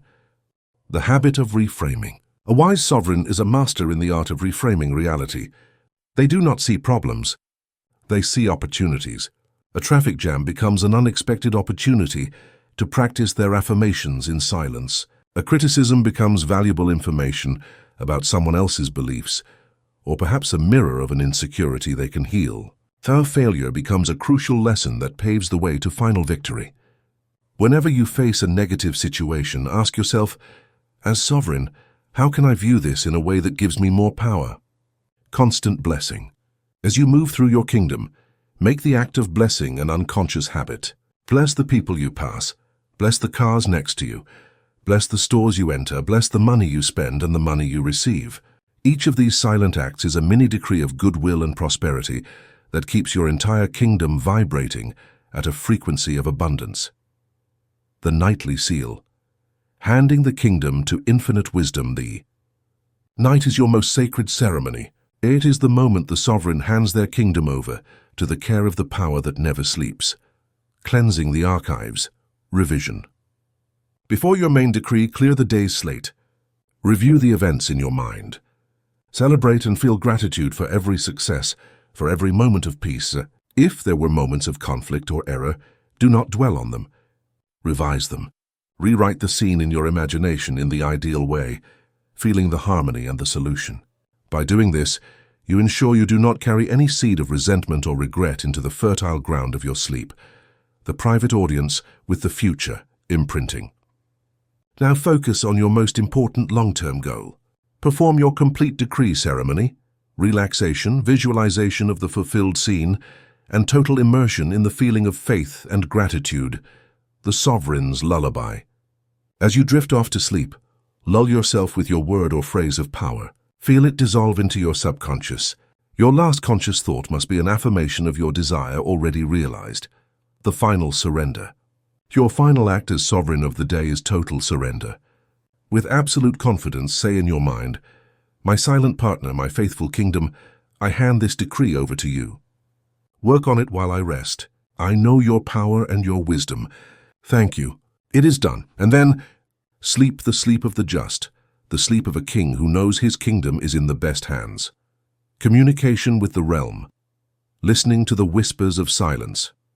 A prosperous government is not a dictatorship. It is a collaboration. A wise sovereign not only issues decrees, they also learn to listen to the wise counsel that emanates from their own realm. Your subconscious, once you give it a clear direction, will begin to communicate with you, to guide you across the bridge of incidents it is building for you. This guidance, as we have seen, comes in the form of intuition. It is that sudden impulse, that hunch that tells you call this person or don't sign that contract. Learning to trust this guidance is essential. How is it cultivated? First, through the practice of stillness. Dedicate a few minutes each day to simply being quiet. You don't have to empty your mind. Simply sit on your throne and observe the coming and going of the counselors, your thoughts, without engaging with any of them. In this silence, you can pose a question to your kingdom. What is the correct next step for my project? And then simply listen. Do not expect a booming voice. The answer may come as a feeling, a subtle idea or an image. Second, through trust in the first impulse. When faced with a small decision, pay attention to your first instinctive impulse before your logical mind starts to overanalyze it. Try following it in small things. Over time, by seeing the positive results, your confidence in this inner guidance will grow exponentially. And third, through inspired action. When you receive a clear idea and inspiration, act on it. The inspiration is your kingdom giving you the next piece of the map. If you do not act, the communication weakens. Every time you act on an intuition, you reinforce the connection and tell your silent partner, I'm listening to you. Keep guiding me. A rain of wonders. By living in this manner, your life is transformed. You cease to be a leaf at the mercy of the wind and become the wind itself. You stop reacting to life and become the force that shapes life. Inner peace ceases to be a distant goal and becomes the habitual climate of your kingdom. What others call miracles, luck, or fortunate coincidences will become your everyday experience. But you will know they are not miracles, but the functioning of the law. You will know that every effect in your life has a precise mental cause and that you are the master of those causes. You have completed your training. This audiobook has been the herald calling you back to the throne. It has been the wise counselor reminding you of the laws of your own kingdom. But now the counselor steps aside. The map is put away because you no longer need it. You have internalized the wisdom. You are the sovereign. You are the power, you are the cause. Your reign has no end. It is an ascending spiral of increasing peace, power, purpose, and creation. You have reclaimed your crown and consolidated your throne. Now rule with wisdom, rule with love, and create a life that is the glorious testimony and the masterpiece of the infinite power that resides in your magnificent inner kingdom. Conclusion.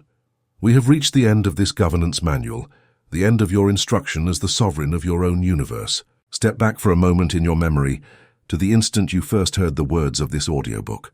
Perhaps you felt like a monarch in exile, a ruler without a crown, watching your kingdom fall into disarray, lack, and conflict, feeling like a victim of forces you couldn't control. Today, you stand in a radically different place. You have journeyed back to the throne room. You have silenced the counselors of fear and doubt, and you have reclaimed your crown and scepter. The coronation is complete. Your reign has begun. Throughout this journey, you have learned the immutable laws of your dominion. You have understood that your vast subconscious kingdom is your most loyal subject, an infinitely powerful genius whose only function is to materialize the decrees you issue from the throne of your consciousness. You have learned to govern. You know that your attention is the scepter that directs your kingdom's energy, that your imagination is the orb where the blueprints of your future are designed, that your decision is the sword that cuts off every possibility of failure. And most importantly, you have learned that the feeling of faith is the royal seal, the impression of your authority that turns a mere desire into an irrevocable law. You now possess the strategies to govern every province of your life. You know how to decree health in your body, how to proclaim abundance to fill your treasury, how to forge alliances of harmony in your relationships, and how to expand the borders of your kingdom through success and the achievement of your goals. You are no longer a ruler who reacts to the reports of their explorers. You are a sovereign who creates the reality that their explorers will find. This audiobook has been simply the herald that has called you back to power. It has been the mirror in which you could recognize your own royal face. But the power was never in these words. It has always been in you. The keys to the kingdom were never lost. They have always been in your hand. Now the instruction ends and life begins. Every day upon waking is a new day of your reign. Every thought is a decree. Every feeling is a proclamation. You no longer live at the mercy of the world. The world lives awaiting your orders. Stop seeking power outside of yourself. You are the power. Stop waiting for circumstances to change. You are the cause of circumstances. The peace, prosperity, and fulfillment you seek are not destinations to arrive at, but decisions to be made from the throne of your mind. You have awakened. You have remembered who you are. The throne is yours. The kingdom waits. Now go and govern.